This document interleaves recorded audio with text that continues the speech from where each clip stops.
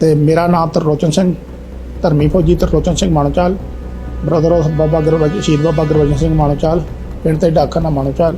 ਮੈਂ ਪਿਛਲੇ 14 ਸਾਲਾਂ ਤੋਂ ਬੈੱਡ ਤੇ ਪਿਆ ਤੇ ਮੈਂ 9 ਸਿੱਖ ਜੂਨ ਦੇ ਵਿੱਚ ਲਾਲਗੜ੍ਹ ਜੱਟਾਂ ਤੋਂ ਰਾਜਸਥਾਨ ਤੋਂ ਵਿੱਚ ਨੌਕਰੀ ਕਰਦਾ ਸੀ।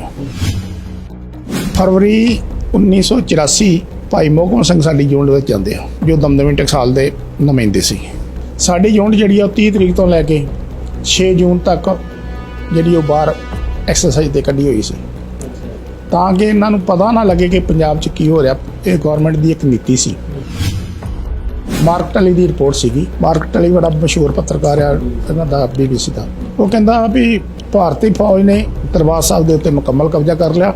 ਅਕਾਲ ਤਖ਼ਤ ਸਾਹਿਬ ਢਹਿ ਢੇਰੀ ਤੇ ਅਕਾਲ ਤਖ਼ਤ ਸਾਹਿਬ ਦੇ ਸਾਹਮਣਿਓਂ ਸੰਤ ਜਰਨੈਲ ਸਿੰਘ ਖਾਲਸਾ ਪਿੰਡ ਵਾਲੇ, ਬਾਬਾ ਠਾਰਾ ਸਿੰਘ, ਭਾਈ ਅਮਰੀਕ ਸਿੰਘ ਤੇ ਜਰਨਲ ਸ਼ਬੀਕ ਸਿੰਘ ਦੀਆਂ ਲਾਸ਼ਾਂ ਜਿਹੜੀਆਂ ਉਹ ਬਰਾਮਦ ਹੋ ਗਈਆਂ। ਗੁਰਦੁਆਰਾ ਸਾਹਿਬ ਚਲੇ ਗਏ ਸਮੇਤ ਗਿਆਨ ਸਿੰਘ। ਅਸੀਂ ਜਾ ਕੇ ਉੱਥੇ ਛੋਟੀ ਜਿਹੀ ਅਰਦਾਸ ਕੀਤੀ ਆ, ਮਹਾਰਾਜ ਅਸੀਂ ਸਟੈਪ ਚੁੱਕਣਾ ਤੇ ਸਾਨੂੰ ਬਲ ਬਖਸ਼ੀ। ਮੋਟੀ ਗਿਣਤੀ ਮੰਨੀ ਕਿੰਨੇ ਬਗਾਵਤ ਕੀਤੀ? 402 ਬੰਦੇ ਉਦੋਂ ਉੱਥੇ ਬਗਾਵਤ ਕੀਤੇ। ਉੱਥੇ ਜਿਹੜੇ ਬਾਕੀ ਰਹਿੰਦੇ ਫੌਜ ਦੇ ਅਫਸਰ ਕਿਸੇ ਨੇ ਰੋਕਣ ਦੀ ਕੋਸ਼ਿਸ਼ ਕੀਤੀ? ਫੌਜ ਦੇ ਅਫਸਰ ਤੇ ਜੇ ਸੂਬੇਦਾਰ ਜਿਹੜੇ ਹੈਗੇ ਉਹ ਸਾਰੇ ਭੱਜ ਗਏ ਯੂਨਿਟ ਛੱਡ ਕੇ। ਅਬੋਹਰ ਆ ਗਏ, ਫਿਰ ਸਾਡਾ ਮੁਕਾਬਲਾ ਜਿਹੜਾ ਉਹ ਹੁੰਦਾ ਵਾ ਫੌਜ ਦੇ ਨਾਲ। ਜਦੋਂ ਅਸੀਂ ਬਲੋੜ ਤੋਂ ਮੁਕਤਸਰ ਆਏ ਹਾਂ, ਅਗਲੇ ਬੰਨੇ ਵਿੱਚ ਟੈਂਕਾਂ ਨੇ ਰਸਤਾ ਰੋਕਿਆ ਹੈ। ਜਦੋਂ ਆਸਾ ਬੁੱਟਰ ਵਾਲੀ ਨਹਿਰ ਦੇ ਉੱਤੇ ਸੀ ਨਾ, ਉਦੋਂ ਦੋ ਵਾਰੀ ਸਾਡੇ 'ਤੇ ਏਅਰ ਅਟੈਕ ਵੀ ਆਇਆ। ਪਰ ਏਅਰ ਅਟੈਕ ਉਹਨਾਂ ਨੂੰ ਪਤਾ ਸੀ ਵੀ ਇਹਨਾਂ ਕੋਲ ਹਥਿਆਰ ਜਿਹੜੇ ਮਾਰੂ ਹੈਗੇ ਆ। ਸਾਡੇ ਕੋਲ ਹਥਿਆਰ ਜਿਹੜੇ ਹਰ ਕਿਸਮ ਦੇ ਸੀ, ਟੈਂਕ ਤੋੜਨ ਤੱਕ ਕੋਈ ਸਾਡੇ ਕੋਲ ਹਥਿਆਰ ਸੀ। RCL ਗੰਨਾਂ ਸੀ, ਰਾਕਟ ਲਾਂਚਰ ਸੀਗੇ। ਉਹਦੇ ਬੁਲਾ ਕੇ ਤੇ ਉਹਨੇ ਆਖਿਆ ਉਹ ਸਿੱਖੋ, ਮੇਰਾ ਸਿਰ ਝੁਕਦਾ ਤੁਹਾਡੇ ਅੱਗੇ। ਜਿਹੜਾ ਕੰਮ ਅਸੀਂ ਮਤਲਬ ਅਫਸਰ ਹੁੰਦੇ ਹੋਏ ਕਰ ਨਹੀਂ ਸਕੇ, ਉਹ ਤੁਹਾਨੂੰ ਜਵਾਨਾਂ ਨੇ ਕਰ ਰਖਾਇਆ ਤੇ ਪੰਜਾਬ ਦੀ ਨੌਜਵਾਨ ਪੀੜ੍ਹੀ ਨੂੰ ਤੁਹਾਨੂੰ ਬਚਾ ਲਿਆ। 8 ਤਰੀਕ ਨੂੰ ਸਵੇਰੇ ਆਪਰੇਸ਼ਨ ਵੁੱਡਰੋਜ਼ ਸ਼ੁਰੂ ਹੋਣਾ ਸੀ। ਵੁੱਡਰੋਜ਼ ਨਾ ਰੁਕਦਾ 15 ਸਾਲ ਤੋਂ ਲੈ ਕੇ ਤੇ 35 ਸਾਲ ਤੱਕ ਨੌਜਵਾਨ ਪੀੜ੍ਹੀ ਜਿਹੜੀ ਉਹ ਖਤਮ ਸਾਰੀ ਕਰਨੀ। ਉਹ ਜਿਹੜਾ ਤੁਹਾਡੇ ਜਿਵੇਂ ਬੱਚੇ ਸੀ, ਅੱਗੇ ਪਰਿਵਾਰ ਸੀ, ਕਿਸ ਤਰ੍ਹਾਂ ਪਾਲਣ ਪੋਸ਼ਣ ਹੋਇਆ ਜੀ? ਪਾਲਣ ਪੋਸ਼ਣ ਕਰਨ ਵਾਲਾ ਪ੍ਰਮਾਤਮਾ। 2 ਤੁਹਾਡੇ ਭਰਾ ਸ਼ਹੀਦ ਹੋਏ ਨੇ, ਤੁਹਾਡੇ ਪਿਤਾ ਜੀ। ਕਿਸ ਤਰ੍ਹਾਂ ਦਾ ਮਨ 'ਚ ਅਫਸੋਸ ਜਾਂ ਕੁਛ ਹੋਰ ਗੱਲਬਾਤ? ਕੌਮ ਦਾ ਸੰਘਰਸ਼ ਤੇ ਤਾਂ ਹੀ ਲੜਿਆ ਜਾਂਦਾ ਜੇ ਦੁੱਖ ਸੁੱਖ ਨੂੰ ਆਪਣੇ ਹਿਰਦੇ ਤੇ ਜਿਹੜਾ ਉਹ ਖਿੜੇ ਮੱਥੇ ਮੰਨੀਏ ਨੇ।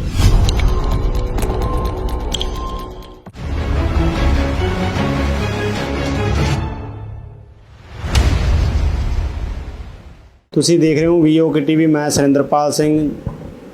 ਜੂਨ 1984 ਵਿੱਚ ਜਦੋਂ ਭਾਰਤੀ ਫੌਜਾਂ ਨੇ ਸ਼੍ਰੀ ਅਕਾਲ ਤਖ਼ਤ ਸਾਹਿਬ ਤੇ ਸ਼੍ਰੀ ਹਰਿਮੰਦਰ ਸਾਹਿਬ ਨੂੰ ਢਹਿ ਢੇਰੀ ਕੀਤਾ, ਉਦੋਂ ਬਹੁਤ ਵੱਡੀ ਪੱਧਰ 'ਤੇ ਜੋ ਸਿੱਖ ਫੌਜੀ ਸੀ ਭਾਰਤੀ ਆਰਮੀ ਵਿੱਚ, ਉਹਨਾਂ ਨੇ ਬਗਾਵਤ ਕੀਤੀ, ਜਿਨ੍ਹਾਂ ਨੂੰ ਸਿੱਖ ਕੌਮ ਵਿੱਚ ਧਰਮੀ ਫੌਜੀ ਕਿਹਾ ਜਾਂਦਾ ਹੈ। ਅਤੇ ਅਸੀਂ ਅੱਜ ਪਹੁੰਚੇ ਹਾਂ ਤਰਨਤਾਰਨ ਸਾਹਿਬ ਦੇ ਪਿੰਡ ਮਾਨੋਚਾਲ, ਜਿੱਥੇ ਧਰਮੀ ਫੌਜੀ ਤਰਲੋਚਨ ਸਿੰਘ ਨਾਲ ਅਸੀਂ ਗੱਲਬਾਤ ਕਰਾਂਗੇ। ਉਹ ਕਦੋਂ ਫੌਜ ਭਰਤੀ ਹੁੰਦੇ ਆ, ਉਹਨਾਂ ਨੇ ਬਗਾਵਤ ਕਿਸ ਤਰ੍ਹਾਂ ਕੀਤੀ ਅਤੇ ਉਸ ਤੋਂ ਬਾਅਦ ਉਹਨਾਂ ਦਾ ਕੀ ਰੋਲ ਰਿਹਾ। ਅਸੀਂ ਦੱਸਣਾ ਚਾਹੁੰਦੇ ਹਾਂ ਕਿ ਬਾਬਾ ਤਰਲੋਚਨ ਸਿੰਘ ਜਿਨ੍ਹਾਂ ਨਾਲ ਅਸੀਂ ਗੱਲਬਾਤ ਕਰਾਂਗੇ, ਉਹ ਸਿੱਖ ਸੰਘਰਸ਼ ਦੇ ਬਹੁਤ ਵੱਡੇ ਨਾਮ ਬਾਬਾ ਗੁਰਬਚਨ ਸਿੰਘ ਮਾਨੋਚਾਲ ਦੇ ਭਰਾ ਨੇ। ਗੱਲਬਾਤ ਸ਼ੁਰੂ ਕਰਦੇ ਹਾਂ। ਬਾਬਾ ਜੀ, ਸਵਾਗਤ ਤੁਹਾਡਾ ਜੀ। ਵਾਹਿਗੁਰੂ ਜੀ ਕਾ ਖਾਲਸਾ, ਵਾਹਿਗੁਰੂ ਜੀ ਕੀ ਫਤਿਹ ਜੀ। ਸਭ ਤੋਂ ਪਹਿਲਾਂ ਸਾਨੂੰ ਇਹ ਦੱਸੋ ਵੀ ਤੁਸੀਂ ਆਰਮੀ 'ਚ ਕਦੋਂ ਭਰਤੀ ਹੋਏ? ਸਭ ਤੋਂ ਪਹਿਲਾਂ ਤਾਂ ਮੈਂ ਦੇਸ਼ ਵਿਦੇਸ਼ ਦੀ ਸੰਗਤ ਦੇ ਨਾਲ ਫਤਿਹਗੜ੍ਹ 'ਚ ਗੁਜ਼ਾਰਾਂ, ਅਤੇ ਉਸ ਤੋਂ ਬਾਅਦ ਆਪਾਂ ਸਵਾਲਾਂ ਦੇ ਜਿਹੜੇ ਉਹ ਜਵਾਬ ਤੁਹਾਡੇ ਦੇਣੇ ਸ਼ੁਰੂ ਕਰਾਂਗੇ। ਮੈਂ ਤਰਲੋਚਨ ਸਿੰਘ, ਧਰਮੀ ਫੌਜੀ, ਭਰਾ ਸ਼ਹੀਦ ਬਾਬਾ ਗੁਰਬਚਨ ਸਿੰਘ ਮਾਣੋਚਾਲ, ਪਿੰਡ ਤੇ ਡਾਕਖਾਨਾ ਮਾਣੋਚਾਲ, ਤਹਿਸੀਲ ਜ਼ਿਲ੍ਹਾ ਤਰਨਤਾਰਨ, ਪੰਜਾਬ ਦਾ ਵਸਨੀਕ ਹਾਂ। ਮੈਂ ਪਿਛਲੇ 14 ਸਾਲਾਂ ਤੋਂ ਬੈੱਡ ਤੇ ਪਿਆ ਤੇ ਅਪਾਹਜ ਆ, ਕਿਉਂਕਿ ਮੇਰੀ ਰੀੜ੍ਹ ਦੀ ਹੱਡੀ ਨੂੰ ਸੱਟ ਲੱਗੀ ਹੋਈ ਹੈ। ਤੇ ਮੈਂ 9 ਸਿੱਖ ਜੂਨ ਦੇ ਵਿੱਚ ਲਾਲਗੜ੍ਹ ਜੱਟਾਂ ਤੋਂ ਰਾਜਸਥਾਨ ਤੋਂ ਵਿੱਚ ਨੌਕਰੀ ਕਰਦਾ ਸੀ। ਤੇ ਇਹਦੇ ਨਾਲ ਮੈਂ ਆਪ ਨੂੰ ਦੇਸ਼ ਵਿਦੇਸ਼ ਦੀ ਸਾਧ ਸੰਗਤ ਨੂੰ ਫਤਿਹ ਅਰਜ਼ ਕਰਦਾ। ਪਹਿਲਾਂ ਵਾਹਿਗੁਰੂ ਜੀ ਕਾ ਖਾਲਸਾ ਵਾਹਿਗੁਰੂ ਜੀ ਕੀ ਫਤਿਹ। ਮੈਂ ਜੀ 1977 ਦੇ ਵਿੱਚ ਭਰਤੀ ਹੋਇਆ ਭਾਰਤੀ ਫੌਜ ਦੇ ਵਿੱਚ, ਸਿੱਖ ਰੈਜੀਮੈਂਟ ਦੇ ਵਿੱਚ। ਸਿੱਖ ਰੈਜੀਮੈਂਟ ਦੇ ਵਿੱਚੋਂ ਭਰਤੀ ਹੋਣ ਤੋਂ ਬਾਅਦ ਟ੍ਰੇਨਿੰਗ ਤੋਂ ਬਾਅਦ ਵਿੱਚ ਮੇਰੀ ਜਿਹੜੀ ਆ ਯੂਨਿਟ ਉਹ 9 ਸਿੱਖ ਰੈਜੀਮੈਂਟ ਦੇ ਵਿੱਚ ਮੈਂ ਚਲਾ ਗਿਆ। 9 ਸਿੱਖ ਰੈਜੀਮੈਂਟ ਜਿਹੜੀ ਉਹ ਵੱਖ-ਵੱਖ ਥਾਵਾਂ ਤੋਂ ਹੁੰਦੀ ਹੋਈ ਲਾਸਟ ਜਿਹੜੀ ਇੱਥੇ 84 ਦੇ ਵਿੱਚ ਗੰਗਾ ਨਗਰ ਦੇ ਲਾਗੇ ਲਾਲਗੜ੍ਹ ਜੱਟਾਂ ਛਾਉਣੀ ਹੈ, ਉਸ ਛਾਉਣੀ ਦੇ ਵਿੱਚ ਤੈਨਾਤ ਸੀਗੀ। ਅਤੇ ਇਹ ਜਿਹੜਾ ਜੂਨ 1984 ਦੇ ਵਿੱਚ ਜਿਹੜਾ ਇਹ ਘੱਲੂਘਾਰਾ ਹੋਇਆ, ਇਸ ਬਾਰੇ ਮੈਂ ਆਪ ਜੀ ਨੂੰ ਥੋੜ੍ਹਾ ਡਿਟੇਲ 'ਚ ਦੱਸਾਂਗਾ ਕਿ ਇਹਦੀ ਸ਼ੁਰੂਆਤ ਕਿੱਦਾਂ ਹੋਈ। ਫਰਵਰੀ 1984 ਨੂੰ ਭਾਈ ਮੋਹਕਮ ਸਿੰਘ ਸਾਡੀ ਯੂਨਿਟ ਵਿੱਚ ਜਾਂਦੇ ਆ, ਜੋ ਦਮਦਮੀ ਟਕਸਾਲ ਦੇ ਨੁਮਾਇੰਦੇ ਸੀ। ਉਹਨਾਂ ਦੇ ਜਾਣ ਦਾ ਕਾਰਨ ਕੀ ਸੀ ਸਾਨੂੰ ਨਹੀਂ ਪਤਾ। ਉਹ ਗੁਰਦੁਆਰਾ ਸਾਹਿਬ ਜਿਹੜੇ ਸਾਡੇ ਗ੍ਰੰਥੀ ਸਾਹਿਬ ਨੇ ਉਹਨਾਂ ਨੂੰ ਮਿਲ ਕੇ ਤੇ ਵਾਪਸ ਆ ਜਾਂਦੇ ਆ। ਜਦੋਂ ਮੈਨੂੰ ਪਤਾ ਲੱਗਾ ਕਿ ਮੈਂ ਇੱਥੇ ਬਾਬਾ ਆਪਣਾ ਭਾਈ ਮੋਹਕਮ ਸਿੰਘ ਆਏ ਸੀਗੇ, ਅਤੇ ਮੈਂ ਉਸੇ ਵਕਤ ਆਪਣੇ ਭਰਾ ਬਾਬਾ ਗੁਰਬੇਨ ਸਿੰਘ ਮਾਣੋਚਾਲ ਨੂੰ ਚਿੱਠੀ ਲਿਖੀ ਕਿ ਭਾਈ ਮੋਹਕਮ ਸਿੰਘ ਦਮਦਮੀ ਟਕਸਾਲ ਵਾਲੇ ਇੱਥੇ ਸਾਡੀ ਯੂਨਿਟ 'ਚ ਆਏ ਸੀ, ਕੀ ਕਾਰਨ ਹੈ। ਕਿਉਂਕਿ ਅਸੀਂ ਪਿਛਲੇ ਲੰਮੇ ਸਮੇਂ ਤੋਂ 1976 ਤੋਂ ਲੈ ਕੇ ਅਸੀਂ ਸੰਤ ਕਰਤਾਰ ਸਿੰਘ ਦੇ ਨਾਲ ਜੁੜੇ ਹੋਏ ਸੀ, ਦਮਦਮੀ ਟਕਸਾਲ ਨਾਲ ਜੁੜੇ ਹੋਏ ਸੀ। ਸੰਤ ਕਰਤਾਰ ਸਿੰਘ ਹੋਣੀ ਸਾਡੇ ਘਰੇ ਆਉਂਦੇ ਜਾਂਦੇ ਸੀਗੇ। ਸੰਤ ਕਰਤਾਰ ਸਿੰਘ ਹੋਣਾ ਦੇ ਸ਼ਹਾਦਤ ਤੋਂ ਬਾਅਦ ਦੇ ਵਿੱਚ ਆਪਣੇ ਦਮਦਮੀ ਟਕਸਾਲ ਦੇ ਮੁਖੀ ਸੰਤ ਬਾਬਾ ਜਰਨੈਲ ਸਿੰਘ ਜੀ ਖਾਲਸਾ ਪਿੰਡ ਵਾਲੇ ਬਣ ਗਏ। ਅਤੇ ਜਦੋਂ 1978 ਦੇ ਵਿੱਚ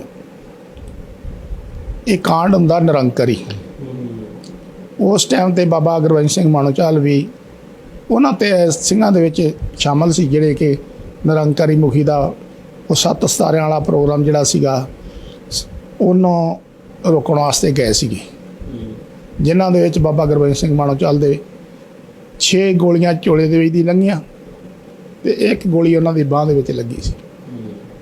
ਕਹਿਣ ਦਾ ਭਾਵ ਕਿ ਬਾਬਾ ਫੌਜਾ ਖਾਨਾਂ ਦੇ ਨਾਲ ਬਾਬਾ ਗੁਰਬੰਸ਼ ਸਿੰਘ ਮਾਣੋਚਾਲ ਵੀ ਉੱਥੇ ਮਤਲਬ ਚੜ੍ਹਾਈ ਕਰ ਸਕਦੇ ਸੀ, ਪਰ ਪਰਮਾਤਮਾ ਨੇ ਉਹਨਾਂ ਨੂੰ ਉੱਥੋਂ ਰੱਖ ਲਿਆ ਅਤੇ ਉਹ ਜ਼ਖਮੀ ਹੋ ਗਏ। ਇਸ ਦੇ ਕਾਰਨ ਮੁੜ ਕੇ ਸੰਤ ਜਰਨੈਲ ਸਿੰਘ ਖਾਲਸਾ ਪਿੰਡ ਵਾਲਿਆਂ ਦੇ ਸਾਡਾ ਪਰਿਵਾਰ ਹੋਰ ਵੀ ਨੇੜੇ ਹੋ ਗਿਆ। ਜਦੋਂ ਸਾਨੂੰ ਇਸ ਚੀਜ਼ ਦਾ ਪਤਾ ਲੱਗਾ ਕਿ ਭਾਈ ਮੋਹਕਮ ਸਿੰਘ ਜੂਨ 'ਚ ਆਏ ਆ, ਅਤੇ ਜੂਨ ਤੋਂ ਵਿੱਚ ਮੈਂ ਬਾਬਾ ਗੁਰਬੰਸ਼ ਸਿੰਘ ਮਾਣੋਚਾਲ ਨੂੰ ਚਿੱਠੀ ਲਿਖੀ ਵੀ ਸੰਤਾਂ ਤੱਕ ਚਿੱਠੀ ਪਹੁੰਚਾਓ ਵੀ ਭਾਈ ਮੋਹਕਮ ਸਿੰਘ ਕਿਹੜੇ ਬੇਸ ਨਾਲ ਆਏ ਆ। ਕਿਉਂਕਿ ਜਦੋਂ ਅਸੀਂ ਛੁੱਟੀ ਕੱਟਣ ਆਈਦਾ ਸੀ ਉਦੋਂ ਵੀ ਸੰਤਾਂ ਨੂੰ ਮਿਲ ਕੇ ਜਾਈਦਾ, ਅਤੇ ਜਦੋਂ ਛੁੱਟੀ ਕੱਟਣ ਤੋਂ ਵਾਪਸ ਯੂਨਿਟ ਨੂੰ ਜਾਣਾ ਸੀ ਤਾਂ ਵੀ ਮਤਲਬ ਸੰਤਾਂ ਜੀ ਨੂੰ ਦਰਸ਼ਨ ਕਰਕੇ ਹੀ ਜਾਈਦਾ ਸੀ। ਇਸੇ ਤਰ੍ਹਾਂ ਹੀ ਚੱਲਦਾ ਰਿਹਾ ਧੰਦਾ। ਉਹਨਾਂ ਚਿੱਠੀ ਲਿਖੀ, ਚਿੱਠੀ ਦਾ ਜਵਾਬ ਸਾਨੂੰ ਮਿਲਿਆ ਕਿ ਕੀ ਮਤਲਬ 9 ਸਿੱਖ ਯੂਨਿਟ ਦੇ ਵਿੱਚ ਦਮਦਮੀ ਟਕਸਾਲ ਦੇ ਸਿੰਘਾਂ ਦਾ ਆਉਣਾ ਜਾਣਾ ਕੋਈ ਪਾਬੰਦੀ ਤਾਂ ਨਹੀਂ ਗੀ। ਚਲੋ ਮੈਂ ਉਹਨਾਂ ਨੂੰ ਕਿਹਾ, ਮੈਂ ਵੀ ਦੱਸੋ ਕੀ ਕੰਮ ਆ। ਦੂਜੀ ਚਿੱਠੀ ਦੇ ਵਿੱਚ ਉਹਨਾਂ ਨੂੰ ਭੇਜਿਆ। ਉਹਨਾਂ ਮੈਨੂੰ ਚਿੱਠੀ ਭੇਜੀ ਸੀ ਕਿ ਇੰਨੀ ਤਰੀਕ ਨੂੰ, ਮੈਨੂੰ ਤਰੀਕ ਯਾਦ ਨਹੀਂ, ਵੀ ਦਮਦਮੀ ਟਕਸਾਲ ਦੇ ਸਿੰਘ ਜਿਹੜੇ ਆ ਉਹ ਅੰਮ੍ਰਿਤ ਛਕਾਉਣ ਵਾਸਤੇ ਗੰਗਾ ਨਗਰ ਆ ਰਹੇ ਆ, ਔਰ ਉਹਨਾਂ ਨੂੰ ਚਾਹ ਪਾਣੀ ਛਕਾਉਣਾ ਵਾ ਯੂਨਿਟ ਦੇ ਵਿੱਚ। ਯੂਨਿਟ ਦੇ ਵਿੱਚ ਉਹਨਾਂ ਨੂੰ ਇਹ ਦੱਸਣਾ ਨਹੀਂ ਵੀ ਤੁਸੀਂ ਕਾਹਦੇ ਵਾਸਤੇ ਤੁਹਾਨੂੰ ਸੱਦਿਆ ਗਿਆ।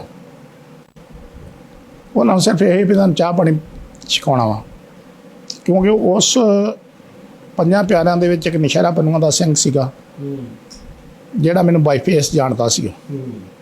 ਉਹਨਾਂ ਨੇ ਮੈਨੂੰ ਉਹਦਾ ਨਾਂ ਲਿਖ ਕੇ ਭੇਜਿਆ ਸੀ, ਮੈਂ ਇੱਥੇ ਨਾਂ ਨਹੀਂ ਉਜਾਗਰ ਕਰਦਾ ਉਹਦਾ। ਅਤੇ ਜੇ ਕੁਛ ਸਿੰਘ ਚਾਹੂਗਾ ਤਾਂ ਮੇਰੇ ਨੰਬਰ ਮੁਤਾਬਕ ਉਹ ਮਤਲਬ ਮੈਨੂੰ ਪੁੱਛ ਵੀ ਸਕਦਾ। ਅਤੇ ਉਹਨਾਂ ਨੇ ਕੀ ਕੀਤਾ ਵੀ ਉਹਨਾਂ ਨੇ ਉੱਥੇ ਅੰਮ੍ਰਿਤ ਛਕਾਉਣ ਆਉਣਾ ਸੀ। ਐਤਵਾਰ ਦਾ ਦਿਨ ਸੀ, ਅਸੀਂ ਵੀ ਆਊਟ ਪਾਸ ਲੈ ਕੇ ਅਤੇ ਉੱਥੇ ਆ ਗਏ। ਸ਼ਾਮ ਦੇ ਟਾਈਮ ਜਦੋਂ ਅੰਮ੍ਰਿਤ ਛਕਾ ਕੇ ਵਿਹਲੇ ਹੋਏ ਤਾਂ ਅਸੀਂ ਉਹਨਾਂ ਨੂੰ ਬੇਨਤੀ ਕੀਤੀ ਕਿ ਚਲੋ ਤੁਹਾਨੂੰ ਅਸੀਂ ਯੂਨਿਟ 'ਚ ਜਿਹੜਾ ਜਲ ਪਾਣੀ ਛਕਾਉਣਾ ਹੈਗਾ। ਯੂਨਿਟ ਉੱਥੋਂ 22 ਕਿਲੋਮੀਟਰ 'ਤੇ ਸੀ। ਅਸੀਂ ਉਹਨਾਂ ਦੀ ਜੀਪ 'ਚ ਬੈਠ ਕੇ ਤੇ ਯੂਨਿਟ ਚਲੇ ਗਏ। ਯੂਨਿਟ 'ਤੇ ਜਦੋਂ ਗਏ ਆ ਤੇ ਉੱਥੇ ਗੇਟ 'ਤੇ ਜਿਹੜੀ ਐਂਟਰੀ ਪਈ ਉਹ ਮੇਰੇ ਨਾਂ 'ਤੇ ਪੈ ਗਈ ਵੀ ਤਰਲੋਚਨ ਸਿੰਘ ਦੇ ਗੈਸਟ ਨੇ, ਕਿਉਂਕਿ ਮੈਨੂੰ ਯੂਨਿਟ ਦੇ ਵਿੱਚ ਆਮ ਕਰਕੇ ਤਰਲੋਚਨ ਸਿੰਘ ਦੇ ਨਾਂ ਨਾਲ ਬਹੁਤ ਘੱਟ ਜਾਣਿਆ ਜਾਂਦਾ ਸੀ। ਮੈਨੂੰ ਪੀਟੀ ਕਰਕੇ ਜਾਣਦੇ ਸੀ ਲੋਕ, ਕਿਉਂਕਿ ਮੈਂ ਪੀਟੀ ਕੋਰਸ ਕੀਤੇ ਹੋਏ ਸੀ। ਤੇ ਛੋਟੇ ਜਵਾਨ ਤੋਂ ਲੈ ਕੇ ਤੇ ਉੱਪਰ ਅਫਸਰ ਤੱਕ ਸਾਰੇ ਮੈਨੂੰ ਪੀਟੀ ਕਹਿੰਦੇ ਸੀ। ਤੇ ਤਰਲੋਚਨ ਸਿੰਘ ਕਿਸੇ ਨੂੰ ਪਤਾ ਹੈ ਕਿ ਇਹਦਾ ਨਾਂ ਤਰਲੋਚਨ ਸਿੰਘ ਹੈ।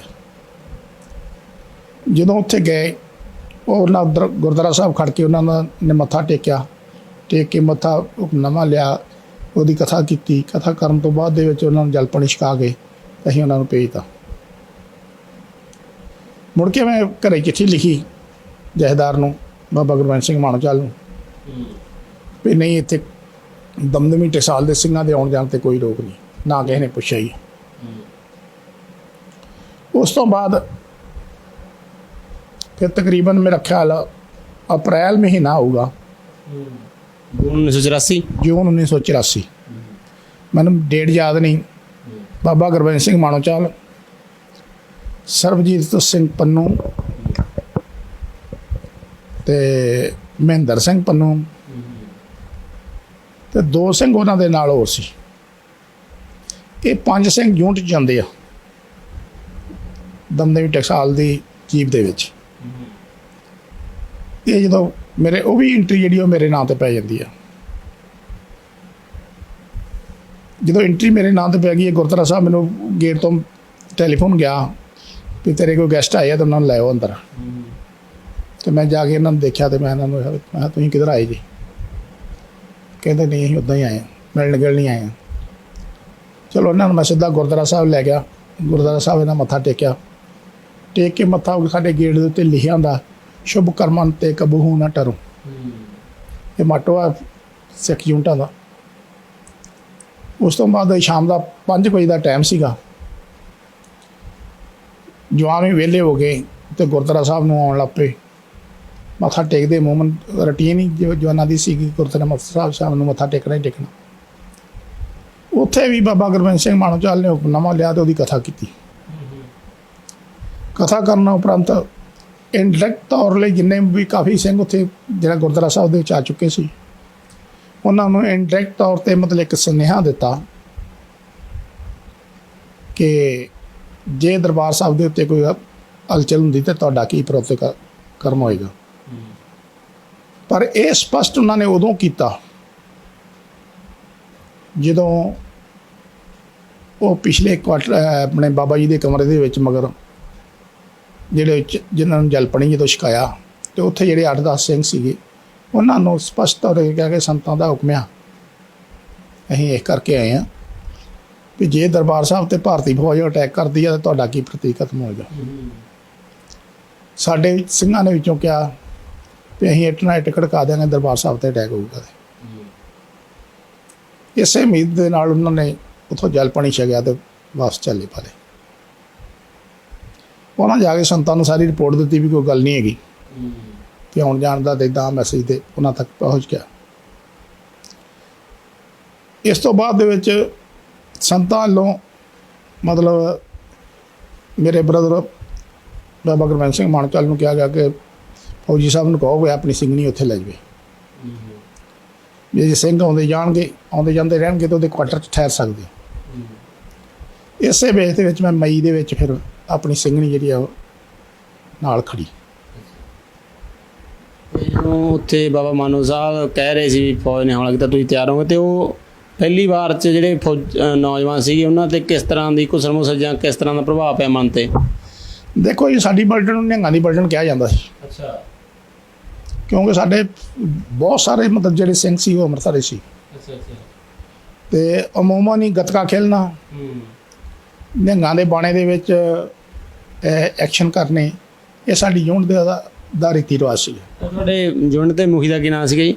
ਉਸ ਟਾਈਮ 'ਤੇ ਜਿਹੜਾ ਯੂਨਿਟ ਦਾ ਮੁਖੀ ਸੀ ਉਹ ਕਰਨਲ IS ਸੱਭਰਵਾਲ, ਇਕਬਾਲ ਸਿੰਘ ਸੱਭਰਵਾਲ ਸੀਗਾ। ਉਹ ਵੀ ਸਰਦਾਰ ਸੀਗਾ। ਫਿਰ ਜਿਹੜੀ ਇਹ ਯੂਨਿਟ ਦੇ ਵਿੱਚ ਜਿਹੜਾ ਅਸਲਾ ਹੁੰਦਾ ਜੀ, ਇਹ ਇੱਕੋ ਜਿਹਾ ਹੁੰਦਾ ਕਿ ਵੱਖਰਾ ਵੱਖਰਾ? ਤੁਹਾਡੇ ਕੋਲ ਕਿਸ ਤਰ੍ਹਾਂ ਦਾ ਅਸਲਾ ਸੀ? ਦੇਖੋ ਜੀ, ਇਹ ਯੂਨਿਟ ਦਾ ਹਰ ਯੂਨਿਟ ਦੇ ਜਿਹੜੇ ਇਨਫੈਂਟਰੀ ਯੂਨਿਟ ਆ ਇਹਨਾਂ ਦੇ ਜੀ ਬਰਾਬਰ ਇੱਕੋ ਜਿਹਾ ਅਸਲਾ ਹੁੰਦਾ। ਤੇ ਸਾਡੇ ਕੋਲ ਜਿੱਦਾਂ ਆਮ ਅਨਫੈਕਟਡ ਯੂਨਿਟ ਉਹ ਜਿਹਾ ਅਸਲਾ ਸਾਡੇ ਕੋਲ, ਜਿਹਦੇ ਵਿੱਚ ਮਤਲਬ sten gun, LMG, SLR, pistol, RCL ਗੰਨਾਂ, MMG gun, 84 rocket launcher, 2 inch ਮਟਰਾਂ, 3 ਇੰਚ ਮਟਰਾਂ, ਇਹ ਮਤਲਬ ਸਾਰੇ ਹਥਿਆਰ ਜਿਹੜੇ ਉਹ RCL ਗੰਨਾਂ ਤੱਕ ਵੀ ਮਤਲਬ ਸਾਡੇ ਕੋਲ ਹੁੰਦੇ। ਤੁਹਾਨੂੰ ਕਿੰਨੀ ਤਰੀਕ ਨੂੰ ਪਤਾ ਲੱਗਿਆ ਵੀ ਦਰਬਾਰ ਸਾਹਿਬ ਤੇ ਹਮਲਾ ਹੋ ਗਿਆ? ਇਸੇ ਚੀਜ਼ ਦਾ ਨਾਲ ਮੈਂ ਤੁਹਾਨੂੰ ਦੱਸਦਾ ਕਿ ਮੈਂ ਤੁਹਾਨੂੰ ਜਾਣਕਾਰੀ ਦੇ ਦਿਆਂ ਕਿ ਇਹਦੇ ਵਿੱਚ ਜੇ ਬੜੀ ਲੰਬੀ ਸਟੋਰੀ ਹੋ ਰਿਹਾ, ਤੇ ਬਾਕੀ ਆ ਵੀ ਜਿਹੜੇ ਸੱਜਣ ਨੇ ਮੈਨੂੰ ਪੁੱਛਣਾ ਹੋਵੇ, ਡਿਟੇਲ 'ਚ ਪੁੱਛਣਾ ਹੋਵੇ, ਮੈਂ ਨੰਬਰ ਫਲੈਸ਼ ਕਰ ਦੇਣਾ ਤੇ ਉਹ ਮੈਨੂੰ ਸਿੱਧਾ ਉਸ ਨੰਬਰ 'ਤੇ ਪੁੱਛ ਲਿਆ, ਕਿਉਂਕਿ ਤੁਹਾਡੇ ਕੋਲ ਟਾਈਮ ਵੀ ਇੰਨਾ ਨਹੀਂ ਹੋਣਾ।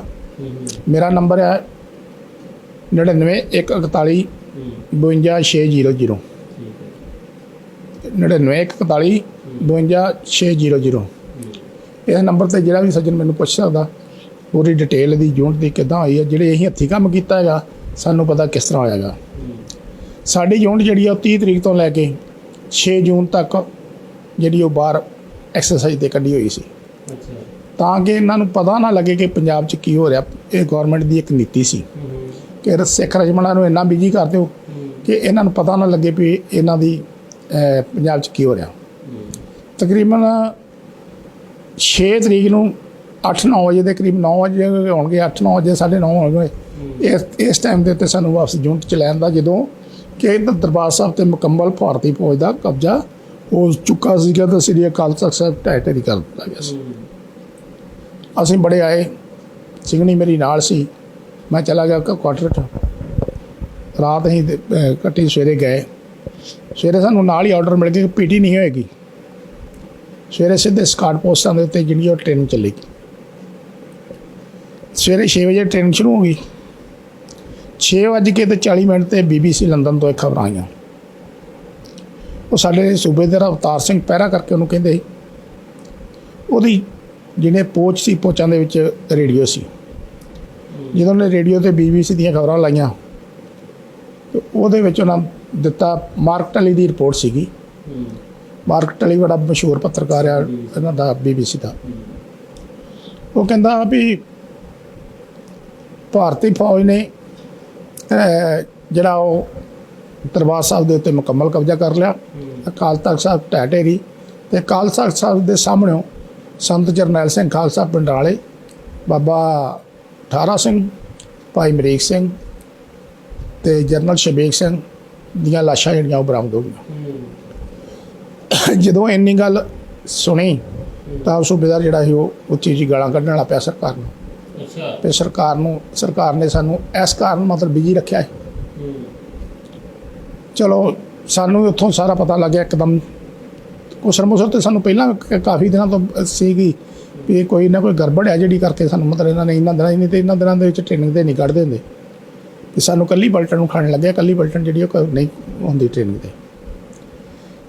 ਪਰ ਜਦੋਂ ਉਸ ਸੂਬੇਦਾਰ ਨੇ ਗਾਲਾਂ ਕੱਢੀਆਂ, ਅਸੀਂ ਉਹਨੂੰ ਪੁੱਛਿਆ ਤੇ ਉਹਨੇ ਸਾਨੂੰ ਖੁੱਲ੍ਹ ਕੇ ਦੱਸਤਾ ਵੀ ਆਹ ਗੱਲ ਹੋ ਗਈ।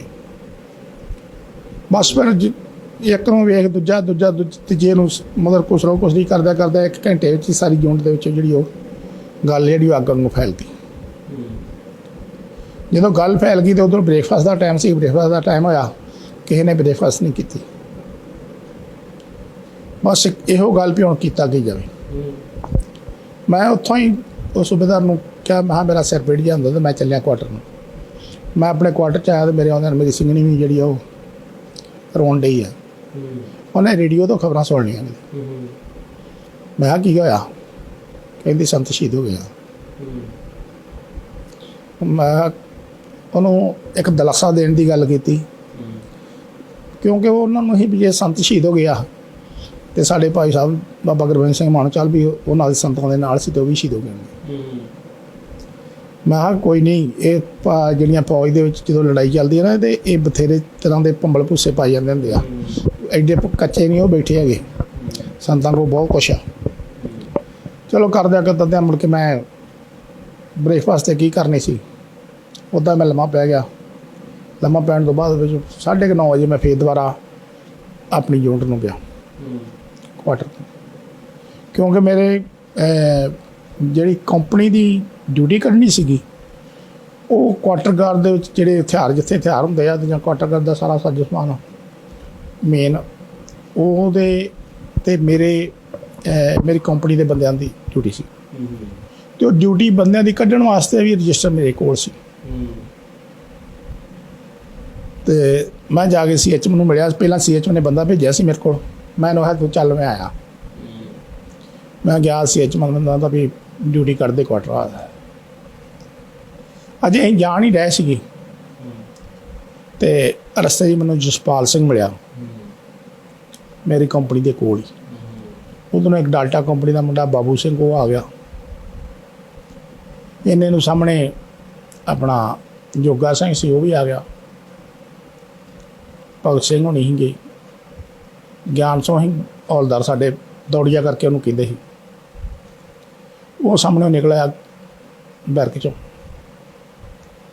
ਸਾਨੂੰ ਉਹ ਗਾਲ ਕੱਢ ਕੇ ਆਂਦਾ। ਉਹ ਗਾਲ ਤੇ ਸ਼ਾਇਦ ਤੈਨੂੰ ਇੱਥੇ ਨਾ ਹੀ ਦੱਸਾਂ, ਮਤਲਬ ਗੱਲ ਕਰਕੇ ਵੀ ਉਹਨੇ ਮਤਲਬ ਜਿਹੜੇ ਸ਼ਬਦ ਸਾਨੂੰ ਬੋਲੇ ਅੰਮ੍ਰਿਤਧਾਰੀਆਂ ਨੂੰ, ਆਂਦਾ ਉਹ ਇੰਨਾ ਡਰ ਗਿਆ ਨਹੀਂ, ਉਹ ਗੁਰਦੁਆਰੇ ਦਾ ਸਾਰਾ ਕੜਾਹ ਖਾ ਜਾਂਦੇ ਜੀ। ਅੱਜ ਕੌਮ ਨੂੰ ਲੋੜ ਪਈ ਹੈ ਤੇ ਪਿੱਛੇ ਪੂਛਾਂ ਵੜ ਕੇ ਬੈਠੇ ਜੀ। ਅੱਛਾ। ਮੈਂ ਕਿਹਾ ਮੇਜਰ ਅਸੀਂ ਕੀ ਕਰ ਸਕਦੇ ਇਕੱਲੇ? ਆਂਦਾ ਅਸੀਂ ਵੀ ਤੁਹਾਡੇ ਨਾਲ ਆ। ਚਲੋ ਇੰਨੀ ਗੱਲ ਕਰਕੇ ਤੇ ਅਸੀਂ ਗੁਰਦੁਆਰਾ ਸਾਹਿਬ ਚਲੇ ਗਏ ਸਮੇਤ ਗਿਆਨ ਸਿੰਘ। ਅਸੀਂ ਜਾ ਕੇ ਉੱਥੇ ਛੋਟੀ ਜਿਹੀ ਅਰਦਾਸ ਕੀਤੀ ਆ, ਮਹਾਰਾਜ ਅਸੀਂ ਸਟੈਪ ਚੁੱਕਣਾ ਤੇ ਸਾਨੂੰ ਬਲ ਬਖਸ਼ੀ। ਇਸੇ ਇੰਨਾ ਕਰਕੇ ਅਸੀਂ ਮੱਥਾ ਟੇਕ ਕੇ ਵਾਪਸ ਆ ਗਏ। 5-7 ਬੰਦੇ ਗਏ ਸੀ ਸਾਰੇ ਉਦੋਂ। ਜਦੋਂ ਇਹ ਗੱਲ ਉਹਦੇ 'ਚ ਗਿਆਨੀ ਜੋਰਾ ਸਿੰਘ ਵੀ ਹੈਗਾ ਸੀ, ਉਹ ਅੱਜ ਕੱਲ੍ਹ ਚੜ੍ਹਾਈ ਕਰ ਗਿਆ, ਹੈ ਨਹੀਂ ਅਜੇ ਇਸ ਦੁਨੀਆ 'ਤੇ। ਮੋਗੇ ਜ਼ਿਲ੍ਹੇ ਨਾਲ ਸੰਬੰਧ ਸੀਗਾ। ਤੇ ਜਦੋਂ ਅਸੀਂ ਬਾਹਰ ਨਿਕਲੇ ਤੇ ਉਹਨਾਂ 'ਚ CHM ਆ ਗਿਆ। ਜਿਹੜੀਆਂ CHM ਤੁਹਾਨੂੰ ਮੈਂ ਦੱਸਿਆ ਵੀ ਉਹ CHM ਇਹਨਾਂ ਦਾ ਡਿਊਟੀ ਕੱਢਦੇ। ਤੇ ਉਹ ਹੌਲਦਾਰ ਗਿਆਨ ਸਿੰਘਾਂ ਦਾ ਤਰਲੋਚਨ ਸਿੰਘ ਮੇਰੀ ਡਿਊਟੀ ਲਾ। ਤਰਲੋਚਨ ਸਿੰਘ ਤੇ ਕਹਿੰਦੇ ਨੇ ਪੀੜੀ ਮੇਰੀ ਡਿਊਟੀ ਲਾ। ਮੈਂ ਕਿਹਾ ਮੇਜਰ ਤੂੰ ਏਸ਼ੀਆ ਦਾ ਦੌੜੀਆ ਬੰਦਾ, ਮੈਂ ਤੇਰੀ ਡਿਊਟੀ ਲਾ ਸਕਦਾ? ਕਹਿੰਦਾ ਨਹੀਂ, ਇਹ ਮੈਂ ਅੱਜ ਡਿਊਟੀ ਚੜਾਂਗਾ, ਹੋ ਸਕਦਾ ਕਿ ਮੇਰੀ ਪਹਿਲੀ ਤੇ ਆਖਰੀ ਡਿਊਟੀ ਹੋਵੇ। ਚਲੋ ਮੈਨੂੰ ਕਹਿੰਦਾ ਡਿਊਟੀਆਂ ਕਰਨੀਆਂ ਆਪਣੇ ਬੰਦੇ ਕਰਨੇ ਨਾ। ਮੈਂ ਕਰਨੇ। ਕਹਿੰਦਾ ਬੰਦੇ ਤੂੰ ਨਹੀਂ ਕਰਨੇ, ਕਿ ਬੰਦੇ ਮੈਂ ਕੱਢ ਕੇ ਦਿੰਦਾ ਤੈਨੂੰ। ਉਹਨੇ ਬੰਦਿਆਂ ਦੀ ਲਿਸਟ ਦੇ ਦਿੱਤੀ ਮੈਨੂੰ। 7 ਜਵਾਨ, 7 ਸਿਪਾਹੀ, 1 NCO ਦੇ ਵਿੱਚ ਉਹਨੇ ਸਾਨੂੰ ਸਾਡੇ ਉਹ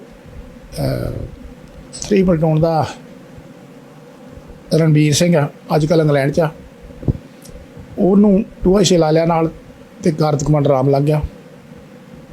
ਤੇ ਉਹ 7 ਦੀ ਲਿਸਟ ਲਿਆ ਕੇ ਮੈਨੂੰ ਆਂਦਾ ਪਿਆ ਆਹ ਬੰਦੇ ਮੇਰੇ ਡਿਊਟੀ 'ਤੇ ਲਾ ਦੇ।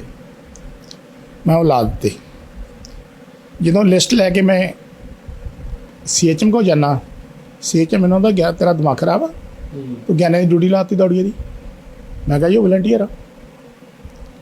ਕਹਿੰਦਾ ਨਹੀਂ ਡਿਊਟੀ ਕੱਟ। ਮੈਂ ਕਿਹਾ ਨਹੀਂ, ਉਹਨੇ ਵਲੰਟੀਅਰ ਹੋ ਕੇ ਲਵਾਈ ਆ। ਵਲੰਟੀਅਰ ਦਾ ਕਹਿਣ ਦਾ ਭਾਵ ਸੀਗਾ ਸਾਡਾ ਇਹ ਵੀ ਜੇ ਮਤਲਬ ਅਸੀਂ ਹਥਿਆਰ ਚੁੱਕਣੇ ਆ ਤੇ ਇਹ ਬੰਦੇ ਸਾਨੂੰ ਹਥਿਆਰ ਦੇਣ ਆਇਆ, ਦੇਣਗੇ ਤੇ ਨਾਲ ਵੀ ਚੱਲਣਗੇ। ਅਸੀਂ ਉਹ ਬੰਦੇ ਛਾਂਟ ਕੇ ਲਾਏ ਸੀ ਗਿਆਨ ਸਿੰਘ ਨੇ ਤੇ ਮੈਂ। ਜਿਹੜੇ ਗਿਆਨ ਸਿੰਘ ਨੇ ਆਖਿਆ ਉਹ ਮੈਂ ਲਿਖੀ ਗਿਆ। ਆਖਰ CHM ਮੈਨੂੰ ਲੈ ਕੇ ਤੇ ਗਿਆਨ ਸਿੰਘ ਦੇ ਮੰਜੇ 'ਤੇ ਆ ਜਾਂਦਾ। ਜਦੋਂ ਉਹਦੇ ਬਿਸਤਰੇ ਜਾ ਕੇ ਉਹਨੂੰ ਪੁੱਛਿਆ ਜਾਂਦਾ ਤੇ ਉਹ CHM ਹੁੰਦਾ CHM ਮੈਂ ਕਿਹਾ ਡਿਊਟੀ ਚੜ੍ਹ ਕੇ ਨਹੀਂ ਵੇਖਿਆ, ਡਿਊਟੀ ਚੜ੍ਹ ਕੇ ਵੇਖ ਲਈਏ, ਹੋ ਸਕਦਾ ਕਿ ਮੇਰੀ ਪਹਿਲੀ ਤੇ ਆਖਰੀ ਡਿਊਟੀ ਹੋਵੇ। ਤੇ ਹੋਇਆ ਵੀ ਇਦਾਂ ਹੀ। ਇਹ ਕਿੰਨੇ ਕੁ ਬੰਦਿਆਂ ਨੇ ਬਗਾਵਤ ਕਰੀ ਸੀਗੀ? ਇਸੇ ਤਰ੍ਹਾਂ ਮੈਂ ਦੱਸਦਾ ਤੁਹਾਨੂੰ ਅੱਗੇ। ਇਸੇ ਤਰ੍ਹਾਂ ਬਰੇਵੋ ਕੰਪਨੀ ਦੇ ਵਿੱਚ ਜਸਪਾਲ ਸਿੰਘ ਦੀ ਡਿਊਟੀ ਸੀਗੀ। ਉਹਨੇ ਜਿੱਥੇ ਮਨੀਸ਼ਨ ਹੁੰਦਾ ਉੱਥੇ ਡਿਊਟੀ ਕਰਨੀ ਸੀ। ਉਹਨੇ ਵੀ ਇੱਦਾਂ ਬੰਦੇ ਛਾਂਟਵੇਂ ਨੇ। ਗਿਆਨ ਸਿੰਘ ਨੇ ਨਾਲ ਜਾ ਕੇ ਹਾਕੀ ਵਾਲੇ ਗੁਲਜ਼ਾਰ ਸਿੰਘ ਨੂੰ ਆਖਿਆ ਵੀ ਆਪਾਂ ਆਹ ਕੰਮ ਕਰਨਾ ਵਾ। ਤੇ ਹਾਕੀ ਵਾਲਾ ਗੁਲਜ਼ਾਰ ਸਿੰਘ ਨੇ ਬੰਦੇ ਇੱਦਾਂ ਹੀ ਛਾਂਟ ਕੇ ਲਾਏ। ਤੇ ਇਸੇ ਤਰ੍ਹਾਂ ਹੀ ਮਤਲਬ ਇਹਨਾਂ ਦੇ ਨਾਲ ਜਿਹੜੀ ਰਾਤ ਨੂੰ ਕਰਦੇ ਕੁਝ ਸਪੈਸ਼ਲ ਜਾਂਦੀ ਹੋਰ, ਉਹ ਚਾਰਲੀ ਕੰਪਨੀ ਦੀ ਸੀ। ਉਹਦੇ ਵਿੱਚ ਰਣਜੀਤ ਸਿੰਘ ਦੀ ਡਿਊਟੀ 'ਤੇ ਲੱਗੇ। ਮੈਨੂੰ ਹੁਣ ਸਾਰੇ ਨਾਵਾਂ ਦਾ ਯਾਦ ਨਹੀਂ, ਕੁਛ ਕੁ ਬੰਦਿਆਂ ਦੇ ਨਾਵਾਂ ਦਾ। ਕਿੰਨੇ ਮੋਟੀ ਗਿਣਤੀ ਮੰਨੀ, ਕਿੰਨੇ ਬਗਾਵਤ ਕੀਤੀ? 402 ਬੰਦੇ ਉਦੋਂ ਮੈਂ ਉੱਥੇ ਬਗਾਵਤ ਕੀਤੀ। ਅਸਲਾ ਵਗੈਰਾ ਤੁਸੀਂ ਕੀ ਲੈ ਕੇ ਆਏ ਸੀ? ਮੈਂ ਤੁਹਾਨੂੰ ਦੱਸਦਾ ਨਾ, ਇਸੇ ਤਰ੍ਹਾਂ ਸਾਰੀ ਦਿਹਾੜੀ ਸਾਡੀਆਂ ਮੀਟਿੰਗਾਂ ਚੱਲਦੀਆਂ ਰਹੀਆਂ, ਬੰਦਿਆਂ ਨੂੰ ਜੋੜਨ ਵਾਸਤੇ ਕਿਹਾ ਗਿਆ। ਆਖਰ ਸ਼ਾਮ ਮੈਂ ਤੁਹਾਨੂੰ ਸ਼ਾਰਟ ਕਰ ਦਿੰਦਾ, ਤੁਸੀਂ ਮਤਲਬ ਜਿਹੜੀ ਨਾ ਸ਼ਾਮ ਤਕਰੀਬਨ 5 ਵਜ ਗਏ ਜਦੋਂ ਵੇਖਿਆ ਸਾਡੇ ਕੋਲ 300 ਬੰਦੇ ਦੀ ਉਮੀਦ ਹੋ ਗਈ।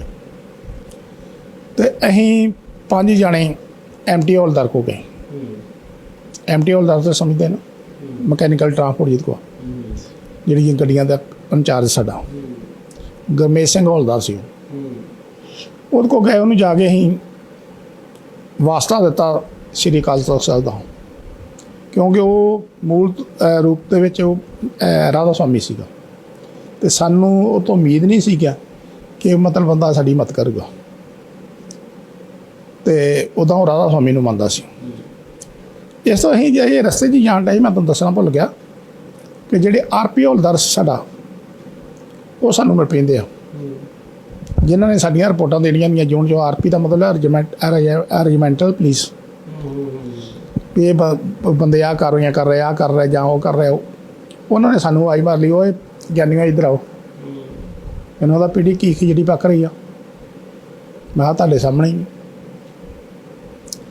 ਕਹਿੰਦਾ ਸਾਨੂੰ ਸਵੇਰ ਦਾ ਪਤਾ ਕੀ ਖਿਚੜੀ ਪੱਕਣ ਡਈ ਆ, ਅਸੀਂ ਰਿਪੋਰਟ ਨਹੀਂ ਗੀ ਦੇਣੀ, ਅਸੀਂ ਵੀ ਨਾਲ ਜਾਣਾ, ਸਾਨੂੰ ਛੱਡ ਨਾ ਜਾਇਓ। ਸਾਡੇ ਹੋਰ ਹੌਸਲੇ ਬੁਲੰਦ ਹੋ ਗਏ। ਜਦੋਂ ਇੱਦਾਂ ਹੌਸਲੇ ਬੁਲੰਦ ਹੋ ਗਏ ਤਾਂ ਅਸੀਂ ਉਹ MT ਹੌਲਦਾਰ ਕੋਲ ਪਹੁੰਚ ਗਏ।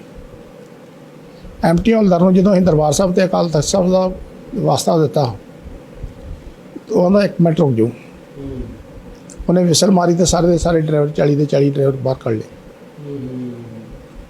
ਉਹਨਾਂ ਨੂੰ ਕੱਢ ਕੇ ਤੇ ਉੱਥੇ ਉਹਨਾਂ ਕਹਿੰਦਾ ਮੈਂ ਲੱਗਾ ਜੇ ਲੀਕ ਖਿੱਚਣਾ, ਇਹ ਬਾਬੇ ਦੀਪ ਸਿੰਘ ਵਾਲੀ ਲੀਕ ਜੇ ਜਿਹੜੀ ਵਰਲਡ ਨੇ ਬੋਲੇ ਉਹ ਹੀ ਬੋਲਾਂਗਾ। ਇਹ ਜੇ ਬਾਬੇ ਦੀਪ ਸਿੰਘ ਵਾਲੀ ਲੀਕ ਕਿਸੇ ਟਾਈਮ 'ਤੇ ਬਾਬੇ ਦੀਪ ਸਿੰਘ ਨੇ ਲੀਕ ਖਿੱਚ ਕੇ ਤੇ ਸਿੰਘਾਂ ਨੂੰ ਵੰਗਾਰਿਆ ਸੀ।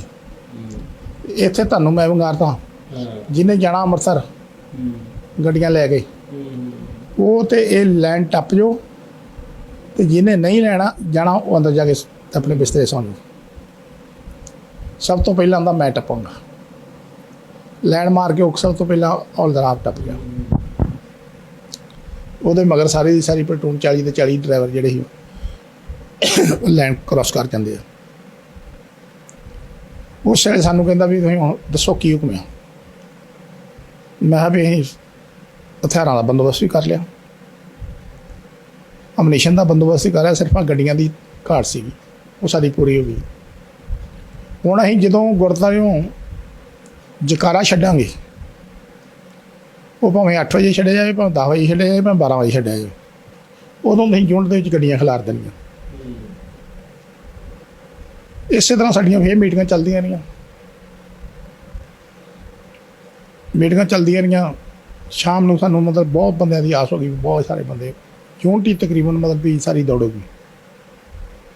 ਜਦੋਂ ਦੌੜਨ ਦਾ ਇਹ ਹੋ ਗਿਆ ਸਾਬਤ, ਉਸ ਤੋਂ ਬਾਅਦ ਦੇ ਵਿੱਚ ਫਿਰ ਅਸੀਂ ਮਤਲਬ ਗੁਰਦੁਆਰਾ ਸਾਹਿਬ ਦੇ ਵਿੱਚ ਮੀਟਿੰਗਾਂ ਮੁਅੱਤਲੇ ਕਰਕੇ ਬੰਦਿਆਂ ਨੂੰ ਆਖਿਆ ਵੀ 1 ਮਿੰਟ ਤੁਸੀਂ ਮਤਲਬ ਆਪੋ ਆਪਣੀ ਥਾਂ ਚੱਲ ਜਾਓ, ਪਤਾ ਨਾ ਲੱਗੇ। ਫਿਰ ਬੰਦੇ ਕਿੱਥੇ ਜਾਂਦੇ। ਅਤੇ ਮੈਂ ਵੀ ਵਿੱਚੋਂ ਇੱਕ ਵਾਰੀ ਆਪਣੇ ਕੁਆਟਰ ਗਿਆ, ਸਿੰਘ ਨਹੀਂ ਦੱਸਿਆ ਮੈਂ ਹਨੇਰੇ ਆਉਣਾ ਕਿ ਉਹਨੂੰ ਤਾਂ ਪਤਾ ਨਹੀਂ ਕਿਤੇ ਟ੍ਰੇਨ ਨੇ ਚੱਲ ਜੀ, ਭਾਵੇਂ ਸਵੇਰੇ ਆਈਏ। ਮੈਂ ਇੱਦਾਂ ਉਹਨੂੰ ਬਹਾਨਾ ਜਿਹਾ ਮਾਰ ਆਇਆ ਅਤੇ ਤੂੰ ਬੂਹਾ ਮਾਰ ਕੇ ਸੌਂ ਜੀ। ਇਸੇ ਤਰ੍ਹਾਂ ਮੈਂ ਆਏ ਜਦੋਂ ਅਸੀਂ 10 ਕੁ ਵਜੇ ਦਾ ਟਾਈਮ ਸੀਗਾ, ਅਤੇ ਫਿਰ ਵਿਚਾਰਾਂ ਚੱਲਦੀਆਂ ਰਹੀਆਂ। ਅਤੇ ਸਾਡੇ ਆਪਣਾ ਲੁਧਿਆਣੇ ਜ਼ਿਲ੍ਹੇ ਨਾਲ ਸੰਬੰਧਿਤ ਹੈਗਾ, ਰੋਪੜ ਦਾ ਲੁਧਿਆਣੇ ਰਹਿ ਰਿਹਾ ਹੈ ਭਗਤ ਸਿੰਘ। ਆਂਦੇ ਸਿੰਘਾਂ ਦੇ 12 ਵੱਜਦੇ ਆ। ਇੱਕ ਮਜ਼ਾਕੀਆ ਤੌਰ 'ਤੇ ਕਿਹਾ ਜਾਂਦਾ, ਅੱਜ ਹਿੰਦੁਸਤਾਨ ਦੇ ਲੋਕਾਂ ਨੂੰ ਇਹ ਦੱਸਿਆ ਜਾਵੇ ਕਿ ਸਿੱਖਾਂ ਦੇ 12 ਕਿੱਦਾਂ ਵੱਜਦੇ ਆ, ਅਤੇ ਆਪਾਂ ਜਿਹੜੀ ਆ ਹਥਿਆਰ ਚੁੱਕਣੇ ਹੀ 12 ਵਜੇ। ਇਹ ਬਦਕਿਸਮਤੀ ਇਹ ਹੋਈ ਕਿ 11:15 ਵਜੇ ਜਦੋਂ ਇਹ ਨਾ ਗੁਰਦੁਆਰੇ ਜਾਣਾ, ਗੁਰਦੁਆਰੇ ਵਾਲ ਨੂੰ ਤੁਰੇ ਹੋਣ, ਉੱਠ ਕੇ ਤੇ ਚਾਰਲੀ ਕੰਪਨੀ ਦੇ ਹੌਲਦਾਰ ਨੇ ਜਾਂ ਉਹ ਆਪਣੇ CHM ਨੇ ਕੰਪਨੀ ਹੌਲਦਾਰ ਮੇਜਰ ਜਿਹਨੂੰ ਆਉਂਦੇ ਆ, ਆਪਣੀ ਕੰਪਨੀ ਨੂੰ ਇਕੱਠਾ ਕਰਨਾ ਸ਼ੁਰੂ ਕੀਤਾ। ਉਹਨੇ ਜਾ ਕੇ ਆਪਣੇ ਸੀਨੀਅਰ ਜੇਸੀਓ ਗੋਪਾਲ ਸਿੰਘ ਨੂੰ ਰਿਪੋਰਟ ਦਿੱਤੀ, ਨਾਲ ਨਾਇਬ ਸੂਬੇਦਾਰ ਸਤਨਾਮ ਸਿੰਘ ਆ ਗਿਆ। ਆ ਕੇ ਇਹਨਾਂ ਵਿਸਲ ਮਾਰੀ ਅਤੇ ਜਵਾਨ ਇਕੱਠੇ ਕਰਨੇ ਸ਼ੁਰੂ ਕੀਤੇ। ਉਹਨਾਂ ਦੀ ਗਿਣਤੀ ਕਰਨ ਲੱਗੇ ਚਾਰਲੀ ਕੰਪਨੀ। ਇੰਨੇ ਨੂੰ ਕਿਸੇ ਨੇ ਆ ਕੇ ਗੁਰਦੁਆਰੇ ਦੱਸਤਾ ਵੀ ਕੰਪਨੀ ਵਾਲੇ ਬੰਦਿਆਂ ਨੂੰ ਇਕੱਠੇ ਕਰੀ ਜਾਂਦੇ ਆ। ਸਾਨੂੰ ਉਸੇ ਟਾਈਮ 'ਤੇ ਜਿਹੜੇ ਸਿੰਘ ਬੈਠੇ ਵਿਚਾਰਾਂ ਕਰਨ ਦੇ ਗੁੱਸਾ ਆ ਗਿਆ ਵੀ ਇਹ ਭੈਣ ਜੋ ਕੌਣ ਹੋਣ ਸਕਦੇ ਲੱਤ ਲਾਉਣ ਵਾਲੇ। ਜਦੋਂ ਅਸੀਂ ਜਾ ਗਏ ਸਾਰੇ, ਉਹ ਜੋ ਵੀ ਸੀਗਾ ਮਤਲਬ ਕਹਿ ਲਓ ਕਿ ਕੋਈ 5-7 ਬੰਦੇ ਤਾਂ ਨਹੀਂ। ਉੱਥੇ ਮੁਲਕ ਜਦੋਂ ਗਿਆ ਜਾ ਕੇ ਉਹਨੂੰ ਪੁੱਛਿਆ ਸੀ ਕਿਉਂ ਤੋਂ ਮਤਲਬ ਕੰਪਨੀ ਇਹੜੇ ਫਾਈਨਲ ਕੀਤੀ। ਉਹਨੇ ਸਾਨੂੰ ਮਤਲਬ ਸੀਨੀਅਰ ਹੁੰਦਿਆ ਹੋਇਆ ਵੀ ਸੀਨੀਅਰ ਸਮਝ ਕੇ ਆਪਣੇ ਆਪ ਨੂੰ, ਅਤੇ ਸਾਨੂੰ ਕਹਿੰਦਾ ਦਫਾ ਜੋ ਆਪਣੀ ਕੰਪਨੀ ਚੱਲ ਜਾਓ, ਤੁਹਾਡਾ ਇਸ ਕੰਪਨੀ ਦੇ ਨਾਲ ਕੀਤਾ ਲਗਾ। ਜਦੋਂ ਉਹਨੇ ਇੰਨੀ ਗੱਲ ਕਹੀ ਤਾਂ ਜਸਪਾਲ ਸਿੰਘ ਜਿਹੜਾ ਹਰਿਆਣਾ ਜ਼ਿਲ੍ਹੇ ਨਾਲ ਸੰਬੰਧਿਤ ਆ, ਜਿਹੜਾ ਇਸ ਟਾਈਮ 'ਤੇ ਉੱਥੇ ਕਰਨ ਡਿਆ ਵਾ ਗੁਰਦੁਆਰਾ ਸਾਹਿਬ ਦੀ ਸੇਵਾ ਅਬੋਹਰ, ਉਹਨੇ ਜਕਾਰਾ ਛੱਡਤਾ। ਜਕਾਰਾ ਛੱਡ ਕੇ ਜਿਹਦੇ ਕਿਸੇ ਦੇ ਹੱਥ 'ਚ ਡੰਡਾ ਸੀ, ਕਿਸੇ ਦੇ ਸਰੀਆ ਸੀ, ਜੋ ਵਰਦੀਆਂ ਸੂਬੇਦਾਰ ਵੀ ਕੁੱਟੇ ਗਏ ਦੋਵੇਂ, ਅਤੇ ਉਹ CHM ਕਰਮਾ ਵੀ ਕੁੱਟਿਆ ਗਿਆ। ਜਦੋਂ ਜਕਾਰਾ ਛੱਡਿਆ ਅਤੇ ਜਿਹੜੀਆਂ ਗੱਡੀਆਂ ਨੂੰ ਅਸੀਂ ਇਸ਼ਾਰਾ ਦਿੱਤਾ ਸੀਗਾ, ਉਹਨਾਂ ਨੇ ਉਸ ਵੇਲੇ ਗੱਡੀਆਂ ਖਿਲਾਰਤੀਆਂ। ਉਹਨਾਂ ਦੇ ਭਾਣੇ ਵੀ ਗੁਰਦੁਆਰੇ ਜਕਾਰਾ ਛੱਡਿਆ ਗਿਆ। ਉਹ ਮੈਂ ਦੱਸਣਾ ਭੁੱਲ ਗਿਆ, ਜਦੋਂ ਗੁਰਮੇਜ ਸਿੰਘ ਹੌਲਦਾਰ ਕੋਲ ਗਏ ਨਾ ਅਸੀਂ, ਅਤੇ ਉਹਨੇ ਕਿਹਾ ਚਾਬੀਆਂ ਲਿਆਉਣ ਦੀ ਲੋੜ ਨਹੀਂ, ਜਾਓ ਜਾ ਕੇ ਜਿੰਦਰਾ ਭੰਨ ਕੇ ਅਤੇ ਗੱਡੀਆਂ 'ਚ ਤੇਲ ਭਰ ਦਿਓ। ਇਹ ਗੁਰਮੇਜ ਸਿੰਘ ਹੌਲਦਾਰ ਨੇ ਪਹਿਲਾਂ ਜਦੋਂ ਅਸੀਂ ਗੱਡੀਆਂ ਵਾਸਤੇ ਗਏ ਹਾਂ ਉਦੋਂ ਕਿਹਾ ਸੀ ਨਾਲ। ਇਸੇ ਤਰ੍ਹਾਂ ਜਦੋਂ ਫਿਰ ਜਕਾਰਾ ਛੱਡਿਆ, ਗੱਡੀਆਂ ਖਿਲਰ ਗਈਆਂ। ਫਿਰ ਕੋਈ ਹਥਿਆਰ ਚੁੱਕਣ ਭੱਜ ਗਿਆ, ਕੋਈ ਮਨੀਸ਼ਨ ਲੱਦਣ ਭੱਜ ਗਿਆ। ਇੱਦਾਂ ਮਨੀਸ਼ਨ ਦੇ ਅਤੇ ਇੱਦਾਂ ਲੱਦੇ ਗਏ ਵੀ ਜੇ ਮਤਲਬ ਫੁੱਲ ਸੁੱਟੀ ਦੇ ਨਾ, ਜਿਹੜੇ 4-4 ਬੰਦੇ ਉਹ ਟਿਕਟੀਆਂ ਚੁੱਕਦੇ ਆ, ਉਹ ਇੱਕ ਬੰਦਾ ਇੱਕ ਹੱਥ ਦੇ ਨਾਲ ਟਿਕਟੀ ਨੂੰ ਭੁਆ ਕੇ ਮਾਰਦਾ ਅਤੇ ਇੱਦਾਂ ਟਿਕਟੀ ਦੀ ਜਾਂਦੀ ਜਿਵੇਂ ਫੁੱਲ ਸੁੱਟੀ ਦੇ। ਉਹ ਤੋਂ ਬਾਅਦ ਦੇ ਵਿੱਚ ਉਹ ਇੱਕ ਹੁੰਦਾ ਆਪਣਾ ਕੰਟੇਨਰ ਜਿਹਾ, ਉਹਦੇ 4 ਟਿਕਟੀਆਂ ਹੁੰਦੀਆਂ, ਤਕਰੀਬਨ 2000 ਰਾਊਂਡ ਉਹਦੇ 'ਚ ਹੁੰਦਾ। ਅਤੇ ਉਹਨਾਂ 2000 ਰਾਊਂਡ SLR ਦਾ ਜਾਂ ਲੰਮੀ ਦਾ ਕਿੰਨਾ ਭਾਰ ਬਣ ਜਾਂਦਾ। ਉਸੇ ਤਰ੍ਹਾਂ ਮੁੜ ਕੇ ਫਿਰ ਚੱਲਦਾ ਰਿਹਾ, ਉਹ ਲੱਦੇ ਗਏ ਸਮਾਨ। ਇਹਦੀ ਫਿਰ ਅਗਵਾਈ 'ਚ ਤੁਸੀਂ ਬਾਹਰ ਆਏ? ਅਗਵਾਈ ਕਿਸੇ ਦੀ ਨਹੀਂ, ਅਗਵਾਈ ਕੋਈ ਨਾ ਸੂਬੇਦਾਰ ਸੀ ਸਾਡੇ ਨਾਲ। ਮਨ 'ਚ ਕੀ ਸੋਚਿਆ ਸੀਗਾ ਵੀ ਕੀ ਕਰਨ ਜਾਣਾ ਸੀ, ਕਿੱਥੇ ਜਾਣਾ? ਮਨ ਦੇ ਵਿੱਚ ਤਾਂ ਇਹੋ ਹੀ ਸਾਡਾ ਵੀ ਅਸੀਂ ਹਰਿਮੰਦਰ ਸਾਹਿਬ ਪਹੁੰਚਣਾ ਪਵੇਗਾ। ਰਾਹ 'ਚ ਕਿਸੇ ਤਰ੍ਹਾਂ ਦੀ ਕਿਸੇ ਨਾਲ ਲੜਾਈ ਝਗੜਾ, ਹੋਰ ਕਿਸੇ ਨੂੰ ਮਾਰਨਾ ਕਰਨਾ ਕੁਛ ਨਹੀਂ? ਦੇਖੋ ਜੀ, ਅਸੀਂ ਪਹਿਲਾਂ ਆਰਡਰ ਦੱਸਿਆ ਹੈਗਾ ਹੈ ਵੀ ਜਿਹੜੇ ਬੰਦੇ ਸਾਡੀ ਯੂਨਿਟ ਦੇ ਵਿੱਚ ਸੀ ਨਾ, ਜਦੋਂ ਜਕਾਰਾ ਛੱਡਿਆ ਯੂਨਿਟ ਦੇ ਵਿੱਚ ਉਸ ਟਾਈਮ 'ਤੇ 43 ਹਥਿਆਰ ਸਾਡੇ ਜਿਹੜੇ ਉਹ ਬਾਹਰ ਸੀਗੇ। ਉਹਨਾਂ ਨੂੰ ਕਿਹਾ ਸੀ ਕਿ ਬਾਹਰੀਆਂ ਪਲਟਨਾਂ ਨੂੰ ਦੱਬਣ ਵਾਸਤੇ ਉੱਥੇ ਬ੍ਰਿਗੇਡ ਸੀਗਾ, ਬ੍ਰਿਗੇਡ ਦੇ ਵਿੱਚ 3 ਪਲਟਨਾਂ ਹੁੰਦੀਆਂ, ਅਤੇ ਉਹਨਾਂ ਪਲਟਨਾਂ ਨੂੰ ਦੱਬਣ ਵਾਸਤੇ ਵੀ ਉਹ ਆਪਾਂ ਨੂੰ ਰੋਕਣ ਨਾ ਹੋਣ, ਹਵਾਈ ਫਾਇਰ ਕਰਨਾ, ਉਹ ਬੰਦੇ ਨੂੰ ਸਿੱਧਾ ਨਹੀਂ ਮਾਰਨਾ। ਅਤੇ ਇਸੇ ਤਰ੍ਹਾਂ 43 ਹਥਿਆਰਾਂ ਦਾ ਜਿਹੜਾ ਫਾਇਰ ਖੁੱਲ੍ਹਾ, ਉਹ ਫਿਰ ਉਹਨਾਂ ਨੇ ਬਾਹਰਲੀਆਂ ਯੂਨਿਟਾਂ ਨੂੰ ਦੱਬ ਦਿੱਤਾ। ਉਹਨਾਂ ਨੂੰ ਮਜਬੂਰ ਕਰਤਾ ਆਪਦੀਆਂ ਜਿਹੜੀਆਂ ਯੂਨਿਟਾਂ ਵੀ ਛੱਡ ਕੇ ਭੱਜਣ ਨੂੰ। ਤੁਸੀਂ ਬਾਹਰ ਆਏ, ਕਿੱਥੇ ਆਏ, ਦੂਆ ਅੱਗੇ ਕਿੱਥੇ ਗਏ? ਇਸੇ ਤਰ੍ਹਾਂ ਫਿਰ ਅਸੀਂ ਉੱਥੋਂ ਚਾਲੇ ਪਾ ਲੈਂਦੇ ਹਾਂ।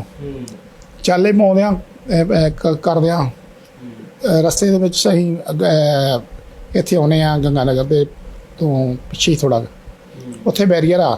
ਕਿਹੜੇ ਦਿਨ ਛੱਡੇ ਤੁਸੀਂ ਸੋਣੀ? 7 ਅਤੇ 8 ਰਾਤ ਨੂੰ। 7 ਜੂਨ ਨੂੰ ਸਾਨੂੰ ਸਵੇਰੇ ਪਤਾ ਲੱਗਦਾ, ਅਤੇ 7 ਰਾਤ ਨੂੰ ਮਤਲਬ ਜਿਹੜਾ ਯੂਨਿਟ ਛੱਡੀ ਜਾਂਦੀ। ਸਾਧਨ ਜਿਹੜੇ ਫੌਜੀ ਟਰੱਕ ਹੁੰਦੇ ਉਹੀ ਸੀ ਤੁਹਾਡੇ ਕੋਲ? 28 ਗੱਡੀਆਂ ਅਸੀਂ ਫੌਜ ਦੀਆਂ। ਅਤੇ ਅਬੋਹਰ ਤੋਂ ਆ ਕੇ ਅਸੀਂ 3, ਇੱਕ ਰਾਜ ਵਾਲਿਆਂ ਦੀ ਬੱਸ ਅਤੇ 2 ਟਰੱਕ ਜਿਹੜੇ ਸੀ ਉਹ ਹੋਰ ਲਏ ਸੀ। ਉੱਥੇ ਜਿਹੜੇ ਬਾਕੀ ਰਹਿੰਦੇ ਸੀ ਫੌਜ ਦੇ ਅਫਸਰ, ਕਿਸੇ ਨੇ ਰੋਕਣ ਦੀ ਕੋਸ਼ਿਸ਼ ਕੀਤੀ? ਫੌਜ ਦੇ ਅਫਸਰ ਅਤੇ ਜੇ ਸੂਬੇਦਾਰ ਜਿਹੜੇ ਹੈਗੇ ਸੀ ਉਹ ਸਾਰੇ ਭੱਜ ਗਏ ਯੂਨਿਟ ਛੱਡ ਕੇ। ਜਦੋਂ ਫਾਇਰ ਖੁੱਲ੍ਹਾ ਲੱਭਾ ਹੀ ਕੋਈ ਨਹੀਂ। ਪਿੱਛਾ ਨਹੀਂ ਕੀਤਾ ਤੁਹਾਡਾ ਕਿਸੇ ਨੇ? ਨਾ, ਪਿੱਛਾ ਕਰਨ ਦੀ ਕੀ ਲੋੜ ਸੀ ਉਹਨਾਂ ਨੂੰ? ਪਿੱਛਾ ਉਹਨਾਂ ਨੇ ਨਹੀਂ ਕਰਨ ਦੀ ਲੋੜ। ਉਹਨਾਂ ਨੇ ਬ੍ਰਿਗੇਡ ਨੂੰ ਰਿਪੋਰਟ ਦੇ ਦਿੱਤੀ, ਬ੍ਰਿਗੇਡ ਨੇ ਰਿਪੋਰਟ ਉੱਪਰ ਭੇਜਤੀ, ਉਸ ਡਿਬ ਨੇ ਆਰਮੀ ਹੈਡਕੁਆਟਰ ਨੂੰ ਰਿਪੋਰਟ ਭੇਜੀ, ਅਤੇ ਉਸੇ ਵੇਲੇ ਸਾਨੂੰ ਮਤਲਬ ਉਹਨਾਂ ਨੂੰ ਛੂਟ ਦਾ ਆਰਡਰ ਹੋ ਗਿਆ ਸੀਗਾ। ਅੱਛਾ, ਫਿਰ ਤੁਹਾਨੂੰ ਅੱਗੇ ਤੁਸੀਂ ਕਿੱਥੇ ਆਏ, ਕੀ ਐਕਸ਼ਨ ਕੀਤਾ ਉਹਦੇ ਵੱਲੋਂ? ਅਸੀਂ ਮਤਲਬ ਗੰਗਾ ਨਗਰ ਆਏ ਹਾਂ। ਗੰਗਾ ਨਗਰ ਤੋਂ ਪਿੱਛੇ ਥੋੜ੍ਹਾ ਜਿਹਾ ਬੈਰੀਅਰ ਲੱਗਾ, ਅਤੇ ਉਹ ਆਪਣੇ ਜਿਹੜੇ ਆ ਰਾਜਸਥਾਨ ਪੁਲਿਸ ਦੇ ਬੰਦੇ ਆ, ਉਹ ਸਾਨੂੰ ਕਹਿੰਦੇ ਵੀ ਅਸੀਂ ਵੀ ਗੇਟ ਖੋਲ੍ਹੋ। ਕਹਿੰਦੇ नहीं आप फौजी नहीं हो सकते, आप मिलिट्री वाले का नारा लगाते हैं। वो नहीं, आप ਅਸੀਂ ਫੌਜ ਦੇ ਹਾਂ, ਪਿੰਡ ਰਾਜ ਦਾ ਨਾਰਾ ਲਾਉਣ ਡਏ ਪਰ ਹੈ ਫੌਜ ਦੇ। ਜਦੋਂ ਉਹਨੇ 2-3 ਵਾਰੀ ਆਖਿਆ ਨਹੀਂ ਇਹਦਾ ਐਲਮੀ ਦਾ ਬ੍ਰੈਸਟ ਨਾਲ ਸਿਰ ਦੇ ਉੱਤੋਂ ਨਹੀਂ ਕੱਢਦਾ। ਅੱਛਾ। ਮਾਰਿਆ ਨਹੀਂ, ਉੱਦਾਂ ਡਰਾਉਣ ਵਾਸਤੇ ਛੱਡ ਕੇ ਭੱਜ ਕੇ ਤੇ ਮਾਰੀ ਗੱਡੀ ਬੈਰੀਅਰ ਦੇ ਵਿੱਚ ਤੇ ਬੈਰੀਅਰ ਤੋੜ ਕੇ ਗਾਹ। ਇਸੇ ਤਰ੍ਹਾਂ ਗੰਗਾ ਨਗਰ ਦੇ ਵਿੱਚ ਵੀ ਲੰਘੇ।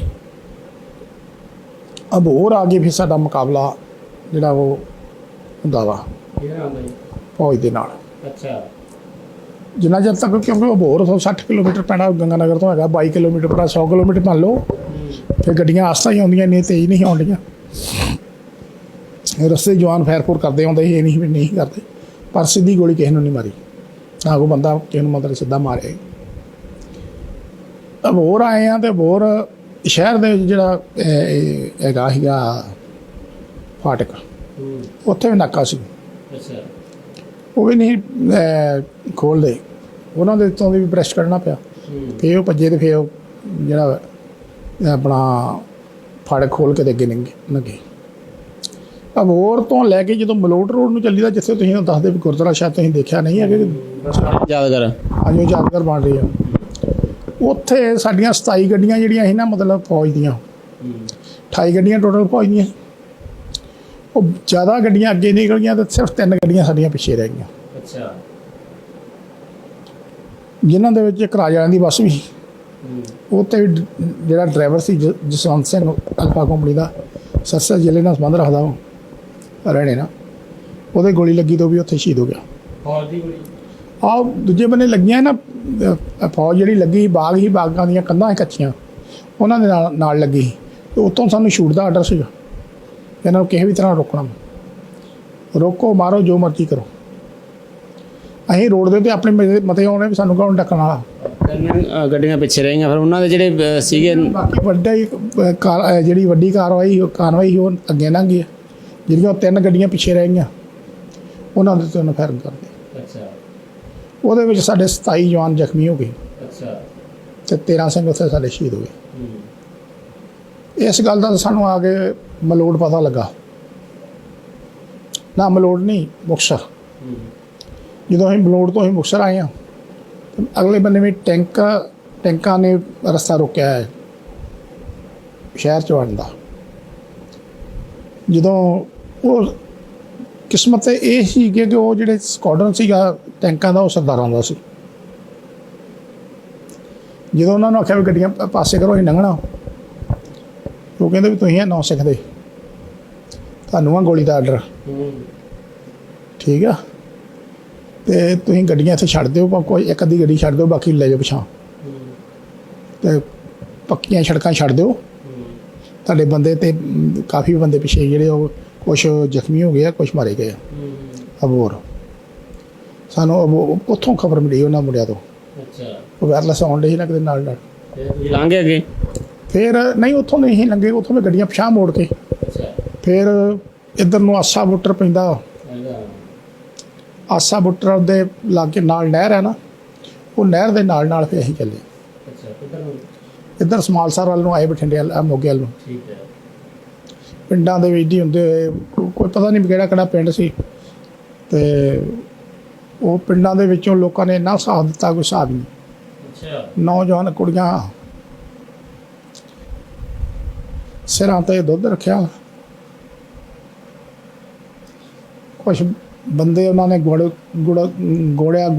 ਦੇ ਤੋੜੇ ਰੱਖੇ ਆ, ਗੱਡੀਆਂ ਛੁੱਟੀਆਂ ਤੇ ਅਸੀਂ ਨਾਲ ਜਾਣਾ, ਸਾਨੂੰ ਨਾਲ ਖੜੋ। ਅਸੀਂ ਇਹਨਾਂ ਨੂੰ ਸਮਝਾਇਆ ਵੀ ਨਹੀਂ, ਅਸੀਂ ਮਤਲਬ ਤੁਹਾਨੂੰ ਨਾਲ ਨਹੀਂ ਖੜ ਸਕਦੇ, ਤੇ ਤੁਸੀਂ ਮਤਲਬ ਇੱਥੇ ਜਿੰਨੀ ਸੇਵਾ ਕਰਨੀ ਇੱਥੇ ਕਰੀ ਜਾਓ। ਬੜਾ ਲੋਕਾਂ ਨੇ ਸਾਥ ਦਿੱਤਾ। ਇਹਦੇ ਵਿੱਚ ਹੀ ਨਾਲ ਸਾਡੇ ਇੱਕ ਜੀਪ ਲੱਗ ਜਾਂਦੀ ਆ CID ਦੀ। ਅੱਛਾ। ਉਹ CID ਵਾਲੇ ਉਹ 3 ਸਰਦਾਰ ਤੇ ਇੱਕ ਮੋਨਾ ਸੀ ਵਿੱਚ। ਉਹਨਾਂ ਨੇ ਕਿਹਾ ਵੀ ਅਸੀਂ ਵੀ ਅੰਮ੍ਰਿਤਸਰ ਜਾਣਾ ਨਾਲ ਤੁਹਾਡੇ। ਸਾਡੀ ਜਾਣੇ ਬੜਾ ਕੇ ਉਹ CID ਵਾਲੇ ਆ। ਜਦੋਂ ਆਪਣੇ ਰਸਤੇ ਜਾਣ ਡਏ ਤੇ ਵਾਹਣ ਦੇ ਵਿੱਚ ਦੀ ਗੱਡੀਆਂ ਲੰਘਣ ਡੇ, ਉੱਥੇ ਜਾ ਕੇ ਤੇ ਉਹ ਜੀਪ ਜਿਹੜੀ ਉਹਨਾਂ ਦੀ ਬੰਦ ਹੋ ਗਈ, ਤੇ ਸਾਡੇ ਆਪਣੇ ਜਵਾਨਾਂ ਨੇ ਜੀਪ ਨੂੰ ਧੱਕਾ ਲਵਾ ਕੇ ਤੇ ਜਿਹੜਾ ਉਹ ਮਤਲਬ ਉਹਨੂੰ ਸਟਾਰਟ ਕਰਾਇਆ। ਉਹ ਨਾਲ ਦੱਸੀ ਗਏ ਵੀ ਕਿੱਧਰ ਨੂੰ ਜਾਂਦੇ। ਜਦੋਂ ਆਸਾ ਬੁੱਟਰ ਵਾਲੀ ਨਹਿਰ ਦੇ ਉੱਤੇ ਸੀ ਨਾ, ਉਦੋਂ ਦੋ ਵਾਰੀ ਸਾਡੇ 'ਤੇ 에ਅਰ ਅਟੈਕ ਵੀ ਆਇਆ। ਪਰ ਇਹ ਅਟੈਕ ਉਹਨਾਂ ਨੂੰ ਪਤਾ ਸੀ ਵੀ ਇਹਨਾਂ ਕੋਲ ਹਥਿਆਰ ਜਿਹੜੇ ਮਾਰੂ ਹੈਗੇ ਆ। ਇੱਕ ਜਹਾਜ਼ ਜਿਹੜੇ ਉੱਪਰ ਡੈਪ ਕਰਦਾ ਸੀ, ਥੱਲੇ ਨਹੀਂ, ਸਾਡੀ ਰੇਂਜ ਤੋਂ ਬਾਹਰ ਹੀ ਕਰਦਾ ਸੀ, ਥੱਲੇ ਨਹੀਂ ਆਉਂਦਾ। 2 ਵਾਰੀ ਡੈਪ ਕੀਤੀ ਉਹਨੇ, ਮਤਲਬ ਡਰਾਉਣਾ ਸੀ ਸਾਨੂੰ, ਜਿਵੇਂ ਮਤਲਬ ਬੰਬ ਸੁੱਟਣਾ ਹੁੰਦਾ, ਪਰ ਨਹੀਂ, ਉਹ ਚਲਾ ਗਿਆ। ਫਿਰ ਇਸੇ ਤਰ੍ਹਾਂ ਅਸੀਂ ਚੱਲਦੇ ਆਏ। ਸ਼ਾਮ ਦਾ ਟਾਈਮ ਪੈ ਜਾਂਦਾ, ਸ਼ਾਮ ਨੂੰ ਅਸੀਂ ਇੱਥੇ ਕੋਟ ਸੁਖੀਆ ਪਹੁੰਚਦੇ, ਮੋਗੇ ਦੇ ਲਾਗੇ, ਸੰਪਾਂ ਦੇ ਪਿੰਡ ਦੇ ਲਾਗੇ, ਰੋਡਿਆਂ ਦੇ ਲਾਗੇ। ਉੱਥੇ ਕੋਟ ਸੁਖੀਆ ਇੱਕ ਡੇਰਾ ਬੜਾ ਤਕੜਾ, ਗਾਵਾਂ ਜਿਹੀਆਂ ਬੜੀਆਂ ਹੈਗੀਆਂ। ਉਹ ਸਾਥ ਕਹਿਣ ਲੱਗਾ ਵੀ ਨਹੀਂ, ਤੁਸੀਂ ਮਤਲਬ ਰਾਤ ਦੇ ਕੱਲ੍ਹ ਦੇ ਚੱਲੇ ਜੇ ਅਤੇ ਭੁੱਖੇ ਹੋ ਗਏ ਤਾਂ ਤੁਹਾਨੂੰ ਪ੍ਰਸ਼ਾਦਾ ਪਾਣੀ ਛਕਾ ਕੇ ਤੇ ਭੇਜ ਭੇਜਣਾ। ਉਹਨੇ ਉਸੇ ਸਪੀਕਰ 'ਚ ਬੋਲਤਾ ਵੀ ਫੌਜੀ ਸਿੰਘ ਆਏ ਆ, ਇਹਨਾਂ ਨੂੰ ਪ੍ਰਸ਼ਾਦਾ ਛਕਾਉਣਾ, ਜਿਹੜੇ ਘਰ 'ਚ ਵੀ ਵੜਦੇ ਉਹਨਾਂ ਨੂੰ ਪ੍ਰਸ਼ਾਦੇ ਪਕਾ ਕੇ ਖਵਾਓ, ਜਾਂ ਪ੍ਰਸ਼ਾਦੇ ਪਕਾ ਕੇ ਤੇ ਮਿੰਟੋ ਮਿੰਟ ਇੱਥੇ ਲੈ ਕੇ ਆਓ। ਜਿੱਦਾਂ ਜੇ ਪਹਿਲਾਂ ਦੇ ਬਣੇ ਆ ਤਾਂ ਉਹੀ ਲੈ ਆਓ, ਜਿੱਦਾਂ ਵੀ ਹੈਗੇ ਮਤਲਬ ਲੈ ਆਓ। ਚਲੋ ਉਹਨਾਂ ਨੇ ਮਿੰਟੋ ਮਿੰਟੀ ਪਿੰਡ ਅੱਧੇ ਘੰਟੇ ਦੇ ਵਿੱਚ ਘੇਰਾ ਪੈਂਦੇ, ਨਾਲ ਹੀ ਸਾਡੇ ਟੈਂਕ ਦੇ ਟੋਪੇ ਤੁਰੇ ਆਉਂਦੇ, ਉਹਨਾਂ ਮਗਰੇ ਸਾਡੇ ਘੇਰਾ ਪਾ ਲਿਆ। ਘੇਰਾ ਪਾਉਣ ਤੋਂ ਬਾਅਦ ਦੇ ਵਿੱਚ ਫਿਰ ਸਾਡੇ ਜਵਾਨ ਜਿਹੜੇ ਉਹ ਬਜਟ ਸੀ ਕਿ ਵੀ ਅਸੀਂ ਨਹੀਂ ਮਤਲਬ ਸਰੈਂਡਰ ਕਰਨਾ, ਕਿਉਂਕਿ ਸਾਡੇ ਕੋਲ ਹਥਿਆਰ ਜਿਹੜੇ ਹਰ ਕਿਸਮ ਦੇ ਸੀ, ਟੈਂਕ ਤੋੜਨ ਤੱਕ ਕੋਈ ਸਾਡੇ ਕੋਲ ਹਥਿਆਰ ਸੀ। RCL ਗੰਨਾਂ ਸੀ, ਰਾਕਟ ਲਾਂਚਰ ਸੀਗੇ, ਅਤੇ ਸਾਨੂੰ ਪੂਰੀ ਆਪਣੇ ਉੱਤੇ ਮਾਣ ਸੀਗਾ ਕਿ ਅਸੀਂ ਮਤਲਬ ਨਹੀਂ ਆਏ। ਜਦੋਂ ਉਹਨਾਂ ਬਾਹਰੋਂ ਸਪੀਕਰ 'ਚ ਬੋਲਿਆ ਆਪਣੇ, ਤਾਂ ਉਹਨਾਂ ਨੂੰ ਬੋਲਿਆ ਵੀ ਇੱਥੇ ਜਿਹੜਾ ਉਹ ਇੱਕ ਨਵਾਂ ਇਤਿਹਾਸ ਰਚਿਆ ਜਾਊਗਾ, ਰਣਭੂਮੀ ਦਾ ਜੰਗ ਜਿਹੜਾ ਬਣੂਗਾ ਇੱਥੇ ਪੂਰਾ। ਅਤੇ ਉਹ ਜਿਹੜਾ ਬਾਹਰੋਂ ਸੀਗਾ ਬ੍ਰਿਗੇਡੀਅਰ, ਉਹ ਕਹਿੰਦਾ ਮੈਂ ਸਰਦਾਰ ਹਾਂ, ਮੈਂ ਪਿੰਡ ਬਰਬਾਦ ਨਹੀਂ ਕਰਨਾ ਚਾਹੁੰਦਾ, ਨਾ ਮੈਂ ਤੁਹਾਨੂੰ ਬਰਬਾਦ ਕਰਨਾ ਚਾਹੁੰਦਾ, ਅਤੇ ਮੇਰੇ ਨਾਲ ਗੱਲ ਕਰੋ। ਚਲੋ ਜਦੋਂ ਗੱਲਬਾਤ ਇੱਦਾਂ ਚੱਲਦੀ ਰਹੀ, ਉਸ ਪਹਿਲਾਂ ਤਾਂ ਉਹਨਾਂ ਸਾਧ ਨੂੰ ਸੱਦਿਆ। ਸਾਧ ਨੇ ਆਖਿਆ ਮੈਂ ਕੁਛ ਨਹੀਂ ਕਰ ਸਕਦਾ, ਜੋ ਕਰਨਾ ਪੁਲਿਸ ਸਿੰਘਾਂ ਨੇ ਕਰਨਾ, ਮੈਂ ਤਾਂ ਪ੍ਰਸ਼ਾਦਾ ਛਕਾਉਣਾ, ਤੁਹਾਂ ਛਕਣਾ ਤੁਸੀਂ ਕਹੋ, ਤੁਹਾਨੂੰ ਵੀ ਛਕਾ ਦੇ, ਡੇਰਾ ਮੇਰਾ। ਤੇ ਇੰਨੇ ਵਿੱਚ ਫਿਰ ਉਹਨਾਂ ਨੇ ਕੀ ਕੀਤਾ ਵੀ ਸਾਡੇ 3 ਸਿੰਘ ਭਾਈ ਨਰਮਲ ਸਿੰਘ ਹੋਣੀ ਗਏ, ਉਹਨਾਂ ਜਾ ਕੇ ਉਹਨਾਂ ਬ੍ਰਿਗੇਡੀਅਰ ਨਾਲ ਵਿਚਕਾਏ ਆ ਕੇ ਮੁਲਾਕਾਤ ਕੀਤੀ। ਉਹ ਅੱਗੋਂ ਉਹ ਆ ਗਿਆ, ਇੱਧਰੋਂ 3 ਗਏ। ਉਹਨੇ ਸਿਲੰਡਰ ਕਰਨ ਨੂੰ ਗਿਆ, ਉਹਨੇ ਇਹਨਾਂ 3 ਸਿੰਘਾਂ ਨੇ ਵੀ ਕਹਿ ਦਿੱਤਾ ਵੀ ਨਹੀਂ, ਸਾਡੇ ਵਾਸ ਦੀ ਗੱਲ ਨਹੀਂ, ਅਸੀਂ ਇਕੱਲੇ ਕੁਛ ਨਹੀਂ ਕਹਿ ਸਕਦੇ। ਕਿਉਂਕਿ ਉਹ ਜਿਹੜਾ ਨਿਰਮਲ ਸਿੰਘ ਸੀਗਾ ਨਾ, ਉਹ ਡਿਊਟੀ NCO ਸੀ ਉਸ ਦਿਨ। ਅਗਰ ਉਹ ਡਿਊਟੀ NCO ਵੀ ਰਿਪੋਰਟ ਦੇ ਦੇਵੇ ਤਾਂ ਵੀ ਸਾਰੇ ਦਾ ਸਾਰਾ ਤਾਂ ਸਾਡਾ ਦਰਮਦਰ ਖਤਮ ਹੋ ਸਕਦਾ ਸੀ। ਲੁਧਿਆਣਾ ਪਿੰਡ ਉਹਨਾਂ ਦਾ, ਜਲੰਧਰ ਜ਼ਿਲ੍ਹੇ 'ਚ, ਅੱਜ ਕੱਲ੍ਹ ਉਹ ਅਮਰੀਕਾ ਰਹਿੰਦਾ। ਅਤੇ ਇਸ ਤੋਂ ਬਾਅਦ ਦੇ ਵਿੱਚ ਫਿਰ ਜਦੋਂ ਆ ਗਏ, ਉਹਨਾਂ ਨੇ ਆਖਿਆ ਵੀ ਮਤਲਬ ਉਹਨਾਂ ਵੀ ਕੋਈ ਬੰਦਾ ਗੋਲੀ ਨਾ ਮਾਰ ਦੇਵੇ। ਇਹਨਾਂ ਨੇ ਆ ਕੇ ਪਹਿਲਾਂ ਬੰਦਿਆਂ ਨੂੰ ਕਿਹਾ ਉਹਨੂੰ ਆਉਣ ਦਿਓ, ਕੋਈ ਗੱਲ ਨਹੀਂ ਸਰਦਾਰ ਆ, ਗੱਲ ਕਰਨ ਦਿਓ ਕੀ ਕਹਿੰਦਾ। ਜਦੋਂ ਤੁਸੀਂ ਮਨਾ ਕਰਤਾ ਜੀ ਵੀ ਅਸੀਂ ਜਿਹੜਾ ਸਿਲੰਡਰ ਨਹੀਂ ਕਰਦੇ, ਫਿਰ ਅੱਗੇ ਕੀ ਹੋਇਆ? ਉਹਨਾਂ ਨੇ ਫਿਰ ਦੁਬਾਰਾ ਉਹ ਭਾਈ ਨਿਰਮਲ ਸਿੰਘ ਹੋਣੀ ਜਿਹੜੇ ਗਏ ਸੀ ਸਾਡੇ ਹੌਲਦਾਰ, ਉਹਨਾਂ ਨੇ ਆ ਕੇ ਬੰਦਿਆਂ ਨੂੰ ਸਮਝਾਇਆ ਵੀ ਚਲੋ ਉਹਨੇ ਜਿਹੜੀ ਆ ਗੱਲਬਾਤ ਕਰਨੀ ਆ, ਆਪਾਂ ਸਿਲੰਡਰ ਕਰਨ ਨੂੰ ਤਿਆਰ ਨਹੀਂ ਗਏ, ਆਊਗਾ ਕਰ ਜਾਣਗੇ ਉਹਨੂੰ ਗੱਲਬਾਤ, ਸਰਦਾਰ ਆ ਸੁਣ ਲਓ ਉਹਦੀ ਵੀ ਕੀ ਕਹਿੰਦਾ। ਜਦੋਂ ਆਇਆ ਉਹ ਆ ਕੇ ਉਹਨੇ ਫਤਿਹ ਬੁਲਾਈ ਆ, ਫਤਿਹ ਬੁਲਾ ਕੇ ਤੇ ਉਹਨੇ ਆਖਿਆ ਉਹ ਸਿੱਖੋ, ਮੇਰਾ ਸਿਰ ਝੁਕਦਾ ਤੁਹਾਡੇ ਅੱਗੇ, ਜਿਹੜਾ ਕੰਮ ਅਸੀਂ ਅਫਸਰ ਹੁੰਦੇ ਨਹੀਂ ਕਰ ਸਕੇ। ਕੋਈ ਹੋਰ ਯੂਨਿਟ ਦਿੱਤਾ ਸੀਗੇ? ਹੋਰ ਯੂਨਿਟ ਦੇ ਸੀਗੇ। ਜਿਹੜਾ ਕੰਮ ਅਸੀਂ ਮਤਲਬ ਅਫਸਰ ਹੁੰਦੇ ਹੋਏ ਕਰ ਨਹੀਂ ਸਕੇ, ਉਹ ਤੁਹਾਂ ਜਵਾਨਾਂ ਨੇ ਕਰ ਵਿਖਾਇਆ, ਅਤੇ ਪੰਜਾਬ ਦੀ ਨੌਜਵਾਨ ਪੀੜ੍ਹੀ ਨੂੰ ਤੁਹਾਂ ਬਚਾ ਲਿਆ। ਕਿਉਂਕਿ 8 ਤਰੀਕ ਨੂੰ ਸਵੇਰੇ ਆਪਰੇਸ਼ਨ ਵੋਡਰੋਜ਼ ਸ਼ੁਰੂ ਹੋਣਾ ਸੀ, ਜਿਹਦੇ ਵਿੱਚ ਨੌਜਵਾਨ ਪੀੜ੍ਹੀ ਜਿਹੜੀ ਉਹ ਖਤਮ ਕੀਤੀ ਜਾਣੀ ਸੀ। ਉਹਨੇ ਉਹ ਉਹਨੂੰ ਕਲੀਅਰ ਕਰ ਦਿੱਤਾ ਕਿ ਇਹ ਜਿਹੜਾ ਮਤਲਬ ਤੁਸੀਂ ਆਪਰੇਸ਼ਨ ਵੋਡਰੋਜ਼ ਸੀ, ਉਹਨੂੰ ਤਾਂ ਕੈਂਸਲ ਕਰਾਤਾ, ਅਤੇ ਇਹਦੋਂ ਅੱਗੇ ਕੁਛ ਨਹੀਂ ਹੋਣਾ। ਅਤੇ ਮੈਂ ਤੁਹਾਨੂੰ ਬੇਨਤੀ ਕਰਦਾ ਕਿ ਤੁਸੀਂ ਮੇਰੇ ਨਾਲ ਵਾਪਸ ਚਲੋ, ਮੈਂ ਤੁਹਾਨੂੰ ਤੁਹਾਡੀ ਯੂਨਿਟ ਛੱਡ ਆਵਾਂ, ਅਤੇ ਇਹਦੋਂ ਅੱਗੇ ਸਵਾਏ ਮੌਤ ਤੋਂ ਕੁਛ ਨਹੀਂ ਜੇ। ਹਰੀਕੇ ਪੂਰਾ ਸੀਲ ਆ, ਜਾ ਨਹੀਂ ਸਕਦੀ, ਲੰਘ ਨਹੀਂ ਸਕਦੀ। ਹਾਂ ਜੇ ਤੁਸੀਂ ਬਿਲਕੁਲ ਜਾਣਾ ਤਾਂ ਗੱਡੀਆਂ ਛੱਡ ਦਿਓ, ਜਿੰਨਾ ਮਨੀਸ਼ਨ ਚੁੱਕ ਸਕਦੇ ਚੁੱਕ ਲਓ ਅਤੇ ਚੱਲ ਜਾਓ। ਪਰ ਜਾਇਓ ਸਭਰਾ ਆਰ ਪਾਰ, ਸਭਰਾ ਪਿੰਡ ਦਰਿਆ ਦੇ ਆਰ ਪਾਰ, ਦੋਨੀ ਬਣੇ ਸਭਰਾਵਾਂ ਦੇ ਆਰ ਪਾਰ ਜਾਇਓ, ਉੱਥੋਂ ਤੁਸੀਂ ਕ੍ਰਾਸ ਕਰ ਸਕਦੇ ਹੋ, ਹੋਰ ਤਾਂ ਕੋਈ ਰਸਤਾ ਨਹੀਂ ਜੇ ਕ੍ਰਾਸ ਕਰਨ ਦਾ। ਉਹਦੇ ਮਨ 'ਚ ਹੀ ਇਹ ਵੀ ਮੈਂ ਗੱਡੀਆਂ ਨੂੰ ਘੇਰਾ ਪਾ ਛੱਡੂੰਗਾ, ਮੈਂ ਆਪਣੀ ਥਾਂ ਸੱਚਾ ਰਹੂੰਗਾ ਤੇ ਇਹ ਨਿਕਲ ਜਾਣਗੇ। ਤੇ ਉੱਥੋਂ ਪੈਂਡਾ ਪੈਦਲ ਕਿੰਨਾ ਪੈਣਾ, ਇੰਨਾ ਪੈਣਾ ਅਮਨੀਸ਼ਨ ਵੈਪਨ ਲੈ ਕੇ ਇੰਨੀ ਗਰਮੀ ਦੇ ਵਿੱਚ ਬੜਾ ਔਖਾ ਹੈ। ਫਿਰ ਇਹਨੇ ਗਰੁੱਪ ਨੇ ਤੁਰਨਾ, ਉਹਨਾਂ ਦੇ ਉੱਤੋਂ ਸ਼ੈਲਿੰਗ ਕਰਕੇ ਬੰਦੇ ਜਿਹੜੇ ਰਸਤੇ ਸ਼ਹੀਦ ਕਰ ਦੇਣੇ। ਫਿਰ ਆਖਰ ਜਿਹੜੇ ਜਵਾਨ ਜਿਹੜੇ ਉਹਨਾਂ ਹਾਮੀ ਭਰ ਦਿੱਤੀ ਸਾਰਿਆਂ ਨੇ ਵੀ ਚੱਲ ਠੀਕ ਹੈ, ਸਾਨੂੰ ਛੱਡਿਆ ਤੂੰ ਵਾਪਸ ਜੇ ਗੱਲ ਹੋ ਗਈ ਹੈ। ਉਦੋਂ ਬਾਅਦ ਜਦੋਂ ਉਹਨੇ ਆਪਣੇ ਸਾਨੂੰ ਗੱਡੀਆਂ ਹੀ ਭਾਲਿਆ, ਉਹਨੇ ਬਠਿੰਡੇ ਰਿਪੋਰਟ ਦਿੱਤੀ ਕੋਰ ਕਮਾਂਡਰ ਨੂੰ। ਉਹਨੇ ਕਿਹਾ ਇਹਨਾਂ ਨੂੰ ਬਠਿੰਡੇ ਲਾਇਆ, ਬਠਿੰਡੇ ਚੱਲ ਜਾਂਦੇ ਆ। ਬਠਿੰਡੇ ਤੋਂ ਬਾਅਦ ਉਹ ਕਹਿੰਦਾ ਜੀ ਇਹਨਾਂ ਦੀ ਸੂਰਤਗੜ੍ਹ ਕੈਂਪ ਬਣ ਡਿਆ, ਉੱਥੇ ਲੈ ਜਾਓ। ਜਦੋਂ ਨੇਹਾ ਸੂਰਤਗੜ੍ਹ ਕੈਂਪ ਬਣ ਡਿਆ, ਉਹ ਨੇਹਾ ਇਹ ਤੇ ਕੈਦੀ ਹੋ ਗਏ। ਉਸ ਟਾਈਮ ਤੇ ਉਹ ਬ੍ਰਿਗੇਡੀਅਰ ਨੇ, ਜਿਹੜੇ ਬੰਦਿਆਂ ਨੇ ਦੇਖਿਆ ਉਹ ਦੱਸਦੇ ਆ, ਮੈਂ ਤਾਂ ਅੱਖੀਂ ਨਹੀਂ ਦੇਖਿਆ, ਮੈਂ ਸੁਣਿਆ ਵੀ ਉਹਨੇ ਮੱਥੇ 'ਤੇ ਹੱਥ ਮਾਰਿਆ। ਮੈਂ ਇਹਨਾਂ ਨੂੰ ਕਿਹੜੇ ਵਾਅਦੇ ਨਾਲ ਲਿਆਇਆ ਤੇ ਇਹਨਾਂ ਨਾਲ ਧੋਖਾ ਗਿਆ। ਉੱਥੋਂ ਫਿਰ ਉਹ ਲੈ ਕੇ ਤੁਰ ਪਿਆ ਸਾਨੂੰ। ਤੜਕਾ ਹੋ ਜਾਂਦਾ ਅਗਲੇ ਰਾਤ ਦਾ 9 ਦਾ 10 ਦਾ 8 ਤੇ 9 ਨੂੰ 9 ਰਾਤ ਆ ਲੰਘੀ ਨਾ। ਸਵੇਰੇ ਸਵਖਤੇ ਉਹਨੇ ਉੱਤੇ ਹਨੂੰਮਾਨਗੜ੍ਹ ਲਾਗੇ ਨਹਿਰਾਂ ਪੈਂਦੀਆਂ, ਉੱਥੇ ਗੱਡੀਆਂ ਟਿਕਾ ਕੇ ਤੇ ਕਹਿੰਦਾ ਜਾਓ ਜਿਹਨੇ ਜੰਗਲ ਪਾਣੀ ਜਾਣਾ ਚੱਲ ਜਾਓ, ਦੂਰ ਤੱਕ ਨਿਕਲ ਜਾਓ, ਆਪਣਾ ਟੱਟੀ ਪਿਸ਼ਾਬ ਕਰੋ। ਸਾਡੇ ਆਪਣੇ ਦਿਮਾਗ ਦੀ ਉੱਪਰ ਜਾ ਕੇ ਸ਼ਾਇਦ ਉਹਦੇ ਦਿਮਾਗ 'ਚ ਇਹ ਵੀ ਜਿਹੜੇ ਭੱਜਣੇ ਚਾਹੁੰਦੇ ਅਜੇ ਵੀ ਭੱਜਣ। ਮੈਂ ਇਹਨਾਂ ਨਾਲ ਜਿਹੜਾ ਵਾਅਦਾ ਕੀਤਾ ਮੈਂ ਉਹ ਵਾਅਦੇ 'ਤੇ ਪੂਰਾ ਨਹੀਂ ਉਤਰ ਸਕਿਆ। ਚਲੋ ਖੈਰ, ਬੰਦੇ ਆਪਣਾ ਜਲ ਪਾਣੀ ਕਰਕੇ ਟੱਟੀ ਪਿਸ਼ਾਬ ਕਰਕੇ ਤੇ ਵਾਪਸ ਆ ਗਏ, ਗੱਡੀਆਂ ਹੀ ਬਹਿ ਗਏ। ਮੁੜ ਕੇ ਸਾਨੂੰ ਸੂਰਤਗੜ੍ਹ ਕੈਂਪ ਦੇ ਵਿੱਚ ਛੱਡ ਦਿੱਤਾ ਗਿਆ। ਉੱਥੇ ਫਿਰ ਬੜੇ ਤਸੀਹੇ ਹੋਏ। ਅੱਛਾ, ਤਸੱਦਦ ਹੋਇਆ ਹੈ, ਫੌਜ ਨੇ ਕੀਤਾ? ਫੌਜ ਨੇ ਕਰਨਾ ਸੀਗਾ, ਹੋਰ ਕਿਹਨੇ ਕਰਨਾ। ਟਿੱਬਾ ਸੀਗਾ, ਟਿੱਬੇ ਦੇ ਵਿੱਚ CGI ਸ਼ੀਟਾਂ ਸਮਝਦੇ ਆ, ਜਿਹੜੀਆਂ ਲੋਹੇ ਦੀਆਂ ਟੀਨਾਂ ਆਈਆਂ ਹੁੰਦੀਆਂ, ਇਹਨਾਂ ਦੇ ਕਮਰੇ ਬਣਾਏ ਸੀ। ਕੁਛ ਬੈਰਕਾਂ ਦੇ ਹੈਗੀਆਂ ਸੀਗੀਆਂ ਜਿਹੜੀਆਂ ਫੌਜ ਦੀਆਂ ਸੀ। ਜਿਹੜੇ ਬੰਦੇ ਅਸੀਂ ਮਤਲਬ 55 ਸਪੈਸ਼ਲ ਕੱਢੇ ਸੀ ਇਹਨਾਂ ਨੇ ਵੱਖਰੇ, ਉਹਨਾਂ ਨੂੰ ਉਹਨਾਂ ਟੀਨਾਂ ਦੇ ਵਿੱਚ ਬੰਦ ਕਰ ਦਿੱਤਾ। ਉੱਤੋਂ ਜੂਨ ਜੁਲਾਈ ਦੀ ਗਰਮੀ, ਪਾਣੀ ਕੋਈ ਨਹੀਂ। ਕਿੰਨਾ ਚਿਰ ਰਹੇ ਉੱਥੇ? ਉੱਥੇ ਅਲੱਗ-ਅਲੱਗ ਸਮਾਂ ਚੱਲਦਾ ਰਿਹਾ। ਫਿਰ ਜਦੋਂ ਮਤਲਬ ਪਹਿਲਾਂ ਤਾਂ 2 ਮਹੀਨੇ ਤੱਕ ਕਿਸੇ ਨੇ ਬੁਲਾਇਆ ਨਹੀਂ ਸਾਨੂੰ। ਉਦੋਂ ਉਹਨਾਂ ਨੇ ਸਾਨੂੰ ਬੜਾ ਤੰਗ ਕੀਤਾ ਰੋਟੀ ਰਾਟੀ ਤੋਂ। ਜਿਹੜੇ ਬੰਦੇ ਅੰਮ੍ਰਿਤਧਾਰੀ ਸੀ ਉਹਨਾਂ ਦੇ ਜਦੋਂ ਸਵੇਰ ਨੂੰ ਬ੍ਰੇਕਫਾਸਟ ਹੋਣੀ, ਉਹਦੇ ਵਿੱਚ ਹੱਡੀਆਂ ਆਉਣੀਆਂ। ਅਸੀਂ ਉਹਦੀ ਕੰਪਲੇਂਟ ਕੀਤੀ। ਕੰਪਲੇਂਟ ਕਰਨ ਤੋਂ ਬਾਅਦ ਵਿੱਚ ਛੇਤੀ ਹੀ ਲੰਗਰ ਆਪਣੇ ਹੱਥ 'ਚ ਲੈ ਲਿਆ ਮੁੜ ਕੇ ਸਟ੍ਰਾਈਕ ਕਰਕੇ, ਅਤੇ ਫਿਰ ਸਾਡੀ ਰੋਟੀ ਦਾ ਸੁਧਾਰ ਹੋਇਆ। ਪਹਿਲਾਂ ਸਾਡੀ ਬੜੀ ਮਜ਼ਬੂਤ 2 ਉਸ ਤੋਂ ਬਾਅਦ ਜੇਲ੍ਹ ਗਏ ਕਿ ਉੱਥੇ ਰਹੇ? ਉਸ ਤੋਂ ਬਾਅਦ ਵਿੱਚ ਫਿਰ ਸੈਂਟਰ ਤੋਂ ਆ ਕੇ ਤੇ ਏਜੰਸੀਆਂ ਜਿਹੜੀਆਂ ਉਹ ਸਾਡੀ ਇਨਕੁਆਇਰੀ ਕਰਦੀਆਂ ਰਹੀਆਂ। ਅੱਛਾ। ਅਤੇ ਏਜੰਸੀਆਂ ਵੱਖ-ਵੱਖ ਤਰ੍ਹਾਂ ਦੇ, ਤੁਹਾਨੂੰ ਪਤਾ ਜਿੱਦਾਂ ਦੇ ਪੁੱਠੇ ਸਿੱਧੇ ਸਵਾਲ ਕਰਦੀਆਂ। ਫਿਰ ਸਾਰੀ ਯੂਨਿਟ ਦੇ ਵਿੱਚੋਂ ਦੇ ਸਿੰਘਾਂ ਦੇ ਇੱਕ ਕਰਕੇ ਸਾਰਿਆਂ ਦੀ ਦਾੜੀ ਪੁੱਟ ਕੇ ਵੇਖੀ ਗਈ ਕਿ ਲਾਵੀਂ ਦਾੜੀ ਤਾਂ ਨਹੀਂ ਲਾਈ, ਮੁਸਲਮਾਨ ਤਾਂ ਨਹੀਂ ਦੇ ਵਿੱਚ। ਥੱਲਿਓਂ ਆਪਣੇ ਵਾਲ ਜਿਹੜੇ ਹੈਗੇ ਆ ਉਹਨਾਂ ਨੂੰ ਪੁੱਟ ਕੇ ਵੇਖਿਆ ਗਿਆ ਕਿ ਇਹ ਮਤਲਬ ਹੈ ਸਿੱਖ ਹੈਗਾ ਕਿ ਮੁਸਲਮਾਨ ਹੈ।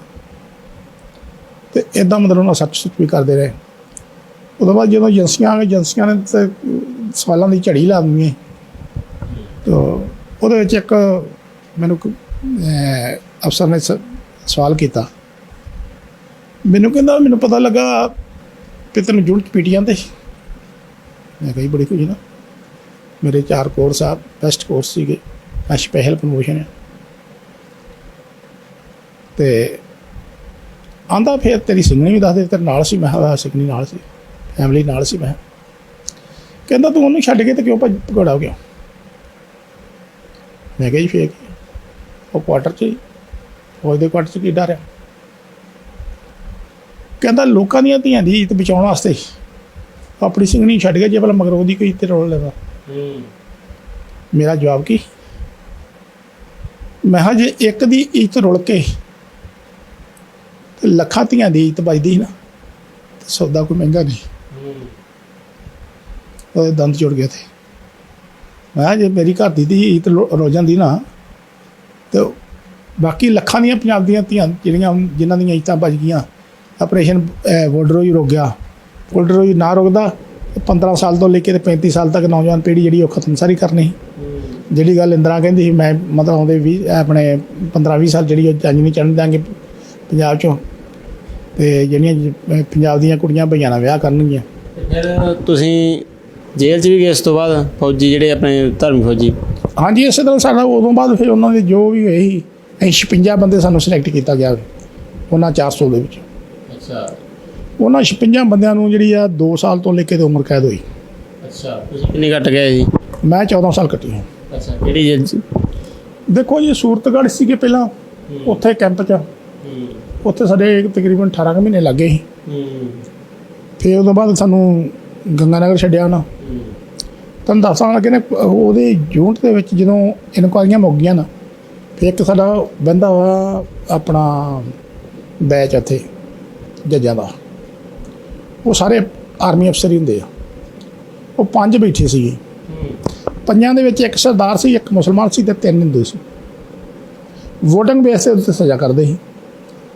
ਅਤੇ ਤੁਹਾਨੂੰ ਪਤਾ ਹਿੰਦੂਆਂ ਨੇ ਆਪਣੇ ਹੱਕ ਜਿਹੜੀ ਅਜੇ ਮੁਸਲਮਾਨ ਭਾਵੇਂ ਆਪਣੇ ਸਾਡੇ ਹੱਕ 'ਚ ਚੱਲ ਜਾਂਦਾ ਹੋਵੇ, ਤਾਂ ਜਿਹੜੇ ਹਿੰਦੂ ਉਹ ਤਾਂ ਆਪਣੇ ਹੱਕ 'ਚ ਜਾਣਗੇ। ਪਰ ਜਦੋਂ ਵੀ ਸਾਨੂੰ ਸਜ਼ਾ ਹੁੰਦੀ ਸੀਗੀ, ਪਰ ਅਸੀਂ ਤਾਂ ਜਕਾਰਿਆਂ ਦੀ ਗੂੰਜ ਦੇ ਵਿੱਚ ਹੀ ਉਹਦਾ ਜਵਾਬ ਦਿੰਦੇ। ਬੋਲੇ ਸੋ ਨਿਹਾਲ, ਸਤਿ ਸ੍ਰੀ ਅਕਾਲ ਦੇ ਜਕਾਰੇ। ਜਦੋਂ ਤੁਸੀਂ ਜੇਲ੍ਹ ਕੱਟ ਗਏ 14 ਸਾਲ, ਕਿਹੜੇ ਸਨ 'ਚ ਛੁੱਟੇ ਤੁਸੀਂ? ਦੇਖੋ ਜੀ, 1990 ਦੇ ਵਿੱਚ ਇੱਕ ਸਮਝੌਤਾ ਹੋਇਆ ਸੀਗਾ। ਮੋਟਾ ਜਿਹਾ ਤੁਹਾਨੂੰ ਨਾ ਡਿਟੇਲ 'ਚ ਤਾਂ ਬਾਕੀ ਜੇਲ੍ਹਾਂ ਦਾ ਦੱਸ ਦਿੰਦਾ। ਅਤੇ ਇੱਥੋਂ ਬਾਅਦ ਫਿਰੋਜ਼ਪੁਰ ਆ ਗਏ। ਫਿਰੋਜ਼ਪੁਰ ਤੋਂ ਬਾਅਦ ਅੰਮ੍ਰਿਤਸਰ ਦੇ ਵਿੱਚ ਇੱਕ ਥੋੜ੍ਹੀ ਹੋਈ ਸੀ ਜੇਲ੍ਹ ਦੀ ਗੜਬੜ, ਉਹਦੇ ਕਾਰਨ ਸਾਨੂੰ ਧਰਮੀ ਫੌਜੀਆਂ ਨੇ ਉੱਥੋਂ ਕੱਢ ਦਿੱਤਾ ਗਿਆ। ਵੱਖ-ਵੱਖ ਜੇਲ੍ਹਾਂ 'ਚ ਭੇਜਤਾ। ਮੈਨੂੰ ਲੁਧਿਆਣੇ ਭੇਜਿਆ। ਲੁਧਿਆਣੇ ਨੂੰ ਪਤਾ ਲੱਗਿਆ ਕਿ ਬਾਬਾ ਮਨਚੌਲ ਦਾ ਭਰਾ ਵਾ। ਜਦੋਂ ਬਾਬਾ ਮਨਚੌਲ ਦਾ ਭਰਾ ਦਾ ਪਤਾ ਲੱਗਾ ਤਾਂ ਉਹਨਾਂ ਨੇ ਚੁੱਕ ਕੇ ਮੈਨੂੰ ਹਾਈ ਸਿਕਿਉਰਿਟੀ ਜੇਲ੍ਹ ਸੰਗਰੂਰ ਭੇਜਤਾ, ਜਿੱਥੇ ਮੈਨੂੰ ਬਹੁਤ ਸਾਰੇ ਖਾੜਕੂ ਸਿੰਘ ਮਿਲੇ, ਜਿਹਦੇ ਵਿੱਚ ਭਾਈ ਗੁਰਦੇਵ ਸਿੰਘ ਖੌਂਕੇ, ਭਾਈ ਮਨਵੀਰ ਸਿੰਘ ਝੇੜੂ, ਉਦੋਂ ਬਾਅਦ ਨਛੱਤਰ ਸਿੰਘ ਰੋਡੇ, ਸੁਖਵੰਤ ਸਿੰਘ ਅੱਕਾਂ ਵਾਲੀ, ਜਗਦੀਸ਼ ਸਿੰਘ ਭੋਲਾ, ਉਹਦੇ ਬਾਅਦ ਤੁਸੀਂ ਲੈ ਲਓ ਭਾਈ ਨਰਵੈਲ ਸਿੰਘ, ਸਾਡੇ ਮੇਰਾ ਬ੍ਰਦਰ, ਉਹ ਵੀ ਇੱਥੇ ਸੀਗਾ। ਰਬੇਰੋ ਕਾਂਡ ਵਾਲੇ ਸੱਤੇ ਉੱਥੇ ਸੀਗੇ। ਇੱਦਾਂ ਕਰਕੇ ਮਤਲਬ ਉੱਥੇ ਬਹੁਤ ਸਾਰੇ ਸਿੰਘ ਜਿਹੜੇ ਮਤਲਬ ਚੜ੍ਹਦੀ ਕਲਾ ਵਾਲੇ, ਲੰਗੋਵਾਲ ਕਤਲਕਾਂਡ ਵਾਲੇ ਸਾਰੇ, ਉਹ ਨਿਰਮਲ ਸਿੰਘ ਖਾਲਸਾ, ਗਿਆਨ ਸਿੰਘ ਹੋਣੀ, ਲੀਲ, ਸਾਰੇ ਉੱਥੇ ਮੈਨੂੰ ਮਿਲੇ। ਇਹ ਕਦੋਂ ਰਿਹਾ ਹੋਏ ਹੋ? ਰਿਹਾ ਹੋਵੇ 90 'ਚ ਆ ਕੇ ਹੋਏ। ਹਾਂਜੀ। ਫਿਰ ਉਸ ਤੋਂ ਬਾਅਦ ਜਿਵੇਂ ਆਪਣੀਆਂ ਸੰਸਥਾਵਾਂ, ਸ਼੍ਰੋਮਣੀ ਕਮੇਟੀ, ਸ੍ਰੀ ਅਕਾਲ ਤਖਤ ਸਾਹਿਬ, ਜਾਂ ਉਹਨਾਂ ਜਾਂ ਕਿਸੇ ਸਰਕਾਰ ਨੇ ਤੁਹਾਡੀ ਮਦਦ, ਮਾਣ ਸਨਮਾਨ ਕੋਈ? ਇਹ ਮੈਂ ਤੁਹਾਨੂੰ ਦੱਸਦਾ ਕਿ 90 ਦੇ ਵਿੱਚ ਜਦੋਂ ਰਿਹਾ ਹੁੰਦੇ ਆ ਨਾ, ਰਿਹਾ ਹੋਣ ਦਾ ਕਾਰਨ ਸਾਡਾ ਇਹ ਸੀ ਕਿ ਜਿਹੜੇ ਬੰਦੇ 2-2 ਸਾਲ ਸਜ਼ਾ ਸੀ ਨਾ, ਉਹ ਸਜ਼ਾ ਕੱਟ ਕੇ ਤੇ ਮੁੰਡਿਆਂ ਨਾਲ ਰਲਦੇ ਸੀ। ਉਦੋਂ ਮੁੜ ਕੇ ਬਰਨਾਲਾ ਸਰਕਾਰ ਬਣ ਗਈ। ਬਰਨਾਲਾ ਸਰਕਾਰ ਦੇ ਉੱਤੇ ਸੈਂਟਰ 'ਚ ਵੀਪੀ ਸਿੰਘ ਦੀ ਸਰਕਾਰ ਸੀ। ਵੀਪੀ ਸਿੰਘ ਦੀ ਸਰਕਾਰ ਤੇ ਬਰਨਾਲਾ ਸਰਕਾਰ ਨੇ ਆਪੋ 'ਚ ਬਹਿ ਕੇ ਗੱਲ ਕੀਤੀ ਕਿ ਜੇ ਬੰਦੇ ਇੱਦਾਂ ਛੱਡੀ ਗਏ ਅਤੇ ਇਹਨਾਂ ਨੂੰ ਖੜਕੋਂ ਤਾਂ ਫਿਰ ਪਾਕਿਸਤਾਨ ਜਾਣ ਦੀ ਲੋੜ ਹੀ ਨਹੀਂ। ਦੂਜੇ ਦੇ ਕਿਸੇ ਦੇਸ਼ 'ਚ ਆ ਕੇ ਟ੍ਰੇਨਿੰਗ ਲੈਣ ਦੀ ਲੋੜ ਹੀ ਨਹੀਂ, ਇਹਨਾਂ ਇੱਥੇ ਟ੍ਰੇਨਿੰਗ ਦੇਈ ਜਾਣੀ ਨੇ। ਅਤੇ ਉਹ ਇਹਨਾਂ ਨੂੰ ਕਿਤੇ ਬਿਜੀ ਕਰਤੀ। ਇਹਨਾਂ ਨੇ ਫਿਰ ਸੈਂਟਰ ਗੌਰਮੈਂਟ ਨੇ ਆਪਣੇ ਮਹਿਕਮਿਆਂ ਦੇ ਵਿੱਚ ਸਾਨੂੰ ਨੌਕਰੀਆਂ ਦੇ ਆਫਰ ਕਰ ਦਿੱਤੀ, ਇੰਟਰਵਿਊ ਲੈਟਰ ਭੇਜਤੇ ਜੇਲ੍ਹਾਂ 'ਚ। ਕਿੰਨੇ ਕੁ ਬੰਦਿਆਂ ਨੂੰ ਮਿਲੀ? ਉਹਦੇ ਵਿੱਚ ਤਕਰੀਬਨ ਸਾਰੇ ਬੰਦਿਆਂ ਨੂੰ ਮਿਲ ਗਈ ਨੌਕਰੀ, ਸਿਰਫ ਸਵਾਏ ਮੇਰੇ ਤੋਂ। ਤੁਸੀਂ ਨਹੀਂ ਲਈ? ਮੈਂ ਨੌਕਰੀ ਲੈ ਹੀ ਇੰਟਰਵਿਊ ਦੇ ਕੇ ਆ। ਮਹਿਕਮੇ 'ਚ FCI ਦੇ ਵਿੱਚ ਮੇਰੀ ਨੌਕਰੀ ਸੀਗੀ, ਠੀਕ ਹੈ, ਪਰ ਮੇਰੀ ਜਿਹੜੀ ਪੁਲਿਸ ਰਿਪੋਰਟ ਸੀ ਉਹਨੇ ਮੈਨੂੰ ਉਹ ਨੌਕਰੀ ਨਹੀਂ ਲੈਣ ਦਿੱਤੀ, ਕਿਉਂਕਿ ਉਹਦੇ 'ਚ ਉਹਨਾਂ ਨੇ ਪੁਲਿਸ ਰਿਪੋਰਟ ਦੇ ਤਰਨਤਾਰਨ ਦਾ SSP ਤੁਹਾਨੂੰ ਪਤਾ ਜੀਤ ਸਿੰਘ ਸੀ ਇੱਥੇ, ਉਹਨੇ ਲਿਖਤਾ ਇਹਦੇ 'ਚ ਵੀ ਇਹ ਬਾਬਾ ਗੁਰਬਚਨ ਸਿੰਘ ਮਾਨੋਚਲ ਦਾ ਭਰਾ ਵਾ, ਜੋ ਕਿ ਇੱਕ ਇਹ ਕੈਟਾਗਰੀ ਦਾ ਹੱਥ ਵਧੀ ਆ, ਅਤੇ ਇਹਨੂੰ ਸਰਵਿਸ ਦੇਣੀ ਜਿਹੜੀ ਲੋਕ ਕਹਿੰਦੇ ਹੱਕ 'ਚ, ਜਿਸ ਕਰਕੇ ਮੈਨੂੰ ਉਹ ਨੌਕਰੀ ਨਹੀਂ ਮਿਲੀ। ਫਿਰ ਉਹ ਜਿਹੜਾ ਤੁਹਾਡੇ ਜਿਵੇਂ ਬੱਚੇ ਸੀ, ਅੱਗੇ ਪਰਿਵਾਰ ਸੀ, ਕਿਸ ਤਰ੍ਹਾਂ ਪਾਲਣ ਪੋਸ਼ਣ ਹੋਇਆ ਜੀ? ਪਾਲਣ ਪੋਸ਼ਣ ਕਰਨ ਵਾਲਾ ਪਰਮਾਤਮਾ, ਗੁਰੂ ਮਹਾਰਾਜ। ਸਾਡੇ ਪਿਤਾ ਜੀ ਉਦੋਂ ਠੀਕ ਠਾਕ ਸੀਗੇ, ਜਿੰਦੇ ਸੀਗੇ। ਜ਼ਮੀਨ ਜਾਇਦਾਦ ਸਾਡੇ ਕੋਲ ਨਾਨਕਿਆਂ ਦੀ 17-18 ਕਿੱਲੇ ਉਦੋਂ ਹੈਗੀ ਸੀਗੀ। ਹੁਣ ਸਾਡੇ ਕੋਲ ਤਾਂ ਆਪਣੀ ਇੱਥੇ 5 ਕਿੱਲੇ ਹੀ ਜ਼ਮੀਨ ਆ। ਕੋਈ 5 'ਚ ਅਸੀਂ 4 ਭਰਾ ਵਾਂ, ਕਿੱਲਾ ਸਫਾ ਕਿੱਲਾ ਹੀ ਆਉਂਦੀ ਹੈ। 4 ਭਾਈ ਸੀ ਤੁਸੀਂ? ਹਾਂ, 4। ਬਾਬਾ ਗੁਰਬਚਨ ਸਿੰਘ ਮਾਨੋਚਲ, ਸ਼ਹੀਦ ਭਾਈ ਨਰਵੈਲ ਸਿੰਘ, ਅਤੇ ਮੈਂ 3 ਨੰਬਰ 'ਤੇ, 4ਥੇ ਨੰਬਰ 'ਤੇ ਮੇਰੇ ਤੋਂ ਛੋਟਾ ਨਰਿੰਦਰ ਸਿੰਘ, ਅਤੇ 100 ਕਿੱਲਾ ਪੈਲੀ ਆਈ ਸਾਨੂੰ। ਅੱਛਾ, ਤੁਸੀਂ ਬੈਰਕਾਂ ਛੱਡੀਆਂ, ਜੇਲ੍ਹਾਂ ਕੱਟੀਆਂ, ਨੌਕਰੀਆਂ ਗਈਆਂ, ਦੋ ਤੁਹਾਡੇ ਭਰਾ ਸ਼ਹੀਦ ਹੋਏ ਨੇ, ਤੁਹਾਡੇ ਪਿਤਾ ਜੀ, ਕਿਸ ਤਰ੍ਹਾਂ ਦਾ ਮਨ 'ਚ ਅਫਸੋਸ ਜਾਂ ਕੁਝ ਹੋਰ ਗੱਲਬਾਤ? ਦੇਖੋ ਜੀ, ਜਦੋਂ ਜੇ ਤੇ ਅਫਸੋਸ ਕਰਨਾ ਤੇ ਫਿਰ ਕੌਮਾਂ ਦੇ ਸੰਘਰਸ਼ਾਂ ਦੇ ਵਿੱਚ ਨਹੀਂ ਲੜੇ ਜਾ ਸਕਦੇ। ਕੌਮ ਦਾ ਸੰਘਰਸ਼ ਤੇ ਤਾਂ ਹੀ ਲੜਿਆ ਜਾਂਦਾ ਜੇ ਦੁੱਖ ਸੁੱਖ ਨੂੰ ਆਪਣੇ ਹਿਰਦੇ ਤੇ ਜਿਹੜਾ ਉਹ ਖਿੜੇ ਮੱਥੇ ਮੰਨੀ ਜਾਂਦੇ। ਈਵਨ ਇੱਥੋਂ ਤੱਕ ਜਦੋਂ ਸਾਡੇ ਆ ਘਰ ਪੁਲਿਸ ਬੈਠ ਗਈ, ਮੈਂ ਤੁਹਾਨੂੰ ਇਹ ਵੀ ਦੱਸ ਦਿਆਂ ਮਾੜੀ 9/9/1992 ਨੂੰ, ਉਦੋਂ ਬਾਅਦ ਸਾਡਾ ਅਸੀਂ ਇੰਨਾ ਪਰਿਵਾਰ ਦਾ ਆਪੋ ਵਿਛੋੜਾ ਪੈ ਗਿਆ ਕਿ ਜਿਹੜੇ ਹੁਣ ਸਾਡੇ ਬਜ਼ੁਰਗ ਸੀ, ਨਾ ਅਸੀਂ ਉਹਨਾਂ ਨੂੰ ਦੇਖ ਸਕੇ, ਨਾ ਉਹਨਾਂ ਨੂੰ ਸਾਨੂੰ ਲਾਸ਼ ਮਿਲੀ, ਨਾ ਸਾਡੀ ਮਾਤਾ ਦੀ ਲਾਸ਼ ਉਹਨਾਂ ਨੇ ਦਿੱਤੀ ਸਾਨੂੰ, ਅੱਜ ਤੱਕ ਨਹੀਂ ਮਿਲੀ ਨਾ। ਪਿਤਾ ਜੀ ਦਾ ਨਾਂ ਸੀ ਸਰਦਾਰ ਆਤਮਾ ਸਿੰਘ, ਮਾਤਾ ਜੀ ਸਾਡੇ ਬੀਬੀ ਗੁਰਮੇਜ ਕੌਰ ਸੀ, ਤੇ ਉਹਨਾਂ ਨੂੰ ਪੁਲਿਸ ਨੇ ਚੁੱਕ ਕੇ ਕਿੱਦਾਂ ਪਾਤਾ। ਲੱਭੇ ਨਹੀਂ, ਨਾ ਮੁਕਾਬਲਾ ਸ਼ੋਅ ਕੀਤਾ ਜੇ ਭਾਈ ਨਰੈਲ ਸਿੰਘ ਦਾ ਮੁਕਾਬਲਾ ਸ਼ੋਅ ਕੀਤਾ ਇਹਨਾਂ ਨੇ, ਤੇ ਫਿਰ ਵੀ ਲਾਸ਼ਾਂ ਨਹੀਂ ਉਹਨਾਂ ਦੀਆਂ ਦਿੱਤੀਆਂ। ਤੇ ਇੱਦਾਂ ਕਰਕੇ ਮਤਲਬ ਜਦੋਂ ਅਸੀਂ ਹੋਏ ਰਿਹਾ ਹੋਣ ਤੋਂ ਬਾਅਦ ਦੇ ਵਿੱਚ ਕੋਈ ਆਪਣੇ ਆਪਣੇ ਧੰਦਿਆਂ 'ਚ ਕੋਈ ਬੰਦੇ ਬਿਜੀ ਹੋ ਗਏ, ਸਾਡਾ ਤਾਂ ਫਿਰ ਜਦੋਂ ਉੱਥੇ ਚਾਹੀਦਾ ਮਤਲਬ ਅੰਡਰਗਰਾਊਂਡ ਤੁਰਿਆ ਫਿਰਦਾ ਸੀ, ਆਉਂਦੇ ਹੀ ਲੋਕ ਉਹਨਾਂ ਨੂੰ ਮਿਲਾਉਣਾ ਪੈਂਦਾ ਸੀ ਤੇ ਮਿਲਾਈਦਾ ਵੀ ਸੀ। ਜੇ ਕੋਈ ਉਹਦਾ ਸੁਨਾਹ ਹੋਰ ਹੁੰਦਾ ਸੀ, ਕੋਈ ਜਾਇਜ਼ ਨਹੀਂ ਜਾਇਜ਼ ਬੰਦਾ ਕੋਈ ਚੁੱਕ ਦੇਖ ਕੇ ਕਿਸੇ ਵੀ ਜਥੇਬੰਦੀ ਦੇ ਸਿੰਘ, ਤੇ ਉਹਨਾਂ ਦੀ ਥਾਂ 'ਤੇ ਜਾ ਕੇ ਉਹਨਾਂ ਨੂੰ ਛਡਾਉਣ ਨੂੰ ਵੀ। ਜਥੇਬੰਦੀਆਂ, ਪੰਥਕ ਜਥੇਬੰਦੀਆਂ ਜਾਂ ਸ਼੍ਰੋਮਣੀ ਕਮੇਟੀ ਜਾਂ ਹੋਰ ਸੰਸਥਾ ਨੇ ਕਿਤੇ ਮਦਦ ਕੀਤੀ ਤੁਹਾਡੀ? ਦੇਖੋ ਜੀ, ਨਾ ਤਾਂ ਸ਼੍ਰੋਮਣੀ ਕਮੇਟੀ ਨੇ ਖੁੱਲ੍ਹ ਕੇ ਕੋਈ ਮਦਦ ਕੀਤੀ ਆ, ਤੇ ਨਾ ਕੋਈ ਹੋਰ ਜਥੇਬੰਦੀਆਂ ਨੇ ਇੱਥੋਂ ਮਤਲਬ ਪੰਜਾਬ 'ਚੋਂ ਮਦਦ ਕੀਤੀ ਹੈ। ਜੇ ਬਾਹਰਲੇ ਦੇਸ਼ਾਂ ਦੇ ਵਿੱਚੋਂ ਸਿੰਘਾਂ ਨੇ ਮਦਦ ਜਿਹੜੀ ਉਹ ਕੀਤੀ ਹੈ। ਮੈਂ ਦੁਬਾਰਾ ਸਾਧ ਸੰਗਤ ਨੂੰ ਬੇਨਤੀ ਕਰਦਾ ਕਿ ਮੈਂ ਆਪਣਾ ਨਾਮ, ਨੰਬਰ, ਪਿੰਡ, ਡਾਕਖਾਨਾ ਸਾਰਾ ਕੁਝ ਫੇਰ ਦੁਬਾਰਾ ਤੇ ਟੈਲੀਫੋਨ ਨੰਬਰ ਬੋਲ ਦੇਣਾ। ਜਿਹੜੇ ਵੀ ਸੱਜਣ ਨੇ ਬਹੁਤ ਸ਼ਾਰਟ 'ਚ ਇਹਨਾਂ ਨੇ ਮਤਲਬ ਜੇ ਲਈ ਹੈ, 3-4 ਘੰਟੇ ਦੀ ਗੱਲਬਾਤ ਸੀਗੀ। 3-4 ਘੰਟੇ ਦੇ ਵਿੱਚ ਦੀ ਜਿਹੜੀ ਡਿਟੇਲ 'ਚ ਜੇਕਰ ਸੱਜਣ ਨੇ ਪੁੱਛਣੀ ਹੋਵੇ ਤੇ ਉਹ ਮੈਨੂੰ ਮੇਰੇ ਨੰਬਰ ਤੇ 9914452600 ਤੇ ਪੁੱਛ ਸਕਦਾ। ਤੇ ਮੇਰਾ ਨਾਮ ਤਰਲੋਚਨ ਸਿੰਘ, ਧਰਮੀ ਫੌਜੀ ਤਰਲੋਚਨ ਸਿੰਘ ਮਾਣੋਚਾਲ, ਬ੍ਰਦਰ ਆਫ ਬਾਬਾ ਸ਼ਹੀਦ ਬਾਬਾ ਗੁਰਬਚਨ ਸਿੰਘ ਮਾਣੋਚਾਲ, ਪਿੰਡ ਤੇ ਡਾਕਖਾਨਾ ਮਾਣੋਚਾਲ, ਤਹਿਸੀਲ ਜ਼ਿਲ੍ਹਾ ਤਰਨਤਾਰਨ, ਪੰਜਾਬ, ਇੰਡੀਆ। ਵਾਹਿਗੁਰੂ ਜੀ ਕਾ ਖਾਲਸਾ, ਵਾਹਿਗੁਰੂ ਜੀ ਕੀ ਫਤਿਹ। ਸਾਡੇ ਨਾਲ ਗੱਲਬਾਤ ਕਰ ਰਹੇ ਸਨ ਬਾਬਾ ਤਰਲੋਚਨ ਸਿੰਘ, ਜੋ ਧਰਮੀ ਫੌਜੀ ਨੇ। ਇਹਨਾਂ ਨੇ ਸ਼ੁਰੂ ਤੋਂ ਲੈ ਕੇ ਅਖੀਰ ਤੱਕ ਦੱਸਿਆ, ਤੇ ਕਿਉਂਕਿ ਹੱਡੀ ਹੰਢਾਈਆਂ ਗੱਲਾਂ ਨੇ, ਇਹ ਬਹੁਤ ਲੰਬੀ ਇੰਟਰਵਿਊ ਹੋ ਸਕਦੀ ਹੈ ਜੇ, ਤੇ ਇਸ ਕਰਕੇ ਅਸੀਂ ਸਮੇਂ ਨੂੰ ਧਿਆਨ ਵਿੱਚ ਰੱਖਦੇ ਹੋਏ ਇਹਨਾਂ ਤੋਂ ਜਿਹੜੀਆਂ ਗੱਲਾਂ ਸੁਣੀਆਂ ਵੀ ਕਿਸ ਤਰ੍ਹਾਂ ਇਹ ਉੱਥੋਂ ਛਾਉਣੀ 'ਚੋਂ ਛੱਡਦੇ ਨੇ, ਫਿਰ ਕਿਸ ਤਰ੍ਹਾਂ ਉਹ ਜੇਲ੍ਹਾਂ ਕੱਟਦੇ ਨੇ, ਤਸ਼ੱਦਦ ਸਹਿੰਦੇ ਨੇ, ਪਰਿਵਾਰ ਦੇ ਜਿਹੜੇ ਲੋਕ ਆ, ਇਹਨਾਂ ਦੇ ਪਿਤਾ ਜੀ, ਇਹਨਾਂ ਦੇ ਮਾਤਾ ਜੀ ਪੁਲਿਸ ਲੈ ਕੇ ਜਾਂਦੀ ਆ, ਅਜੇ ਤੱਕ ਉਹਨਾਂ ਦਾ ਕੋਈ ਪਤਾ ਨਹੀਂ ਲੱਗਦਾ। ਤੇ ਇਹਨਾਂ ਦੀ ਅਸੀਂ ਵਾਰਤਾ ਸਾਰੀ ਸੁਣੀ, ਅਸੀਂ ਇਹਨਾਂ ਦਾ ਧੰਨਵਾਦ ਕਰਦੇ ਹਾਂ। ਬਹੁਤ ਸ਼ੁਕਰੀਆ। ਵਾਹਿਗੁਰੂ ਜੀ ਕਾ ਖਾਲਸਾ, ਵਾਹਿਗੁਰੂ ਜੀ ਕੀ ਫਤਿਹ।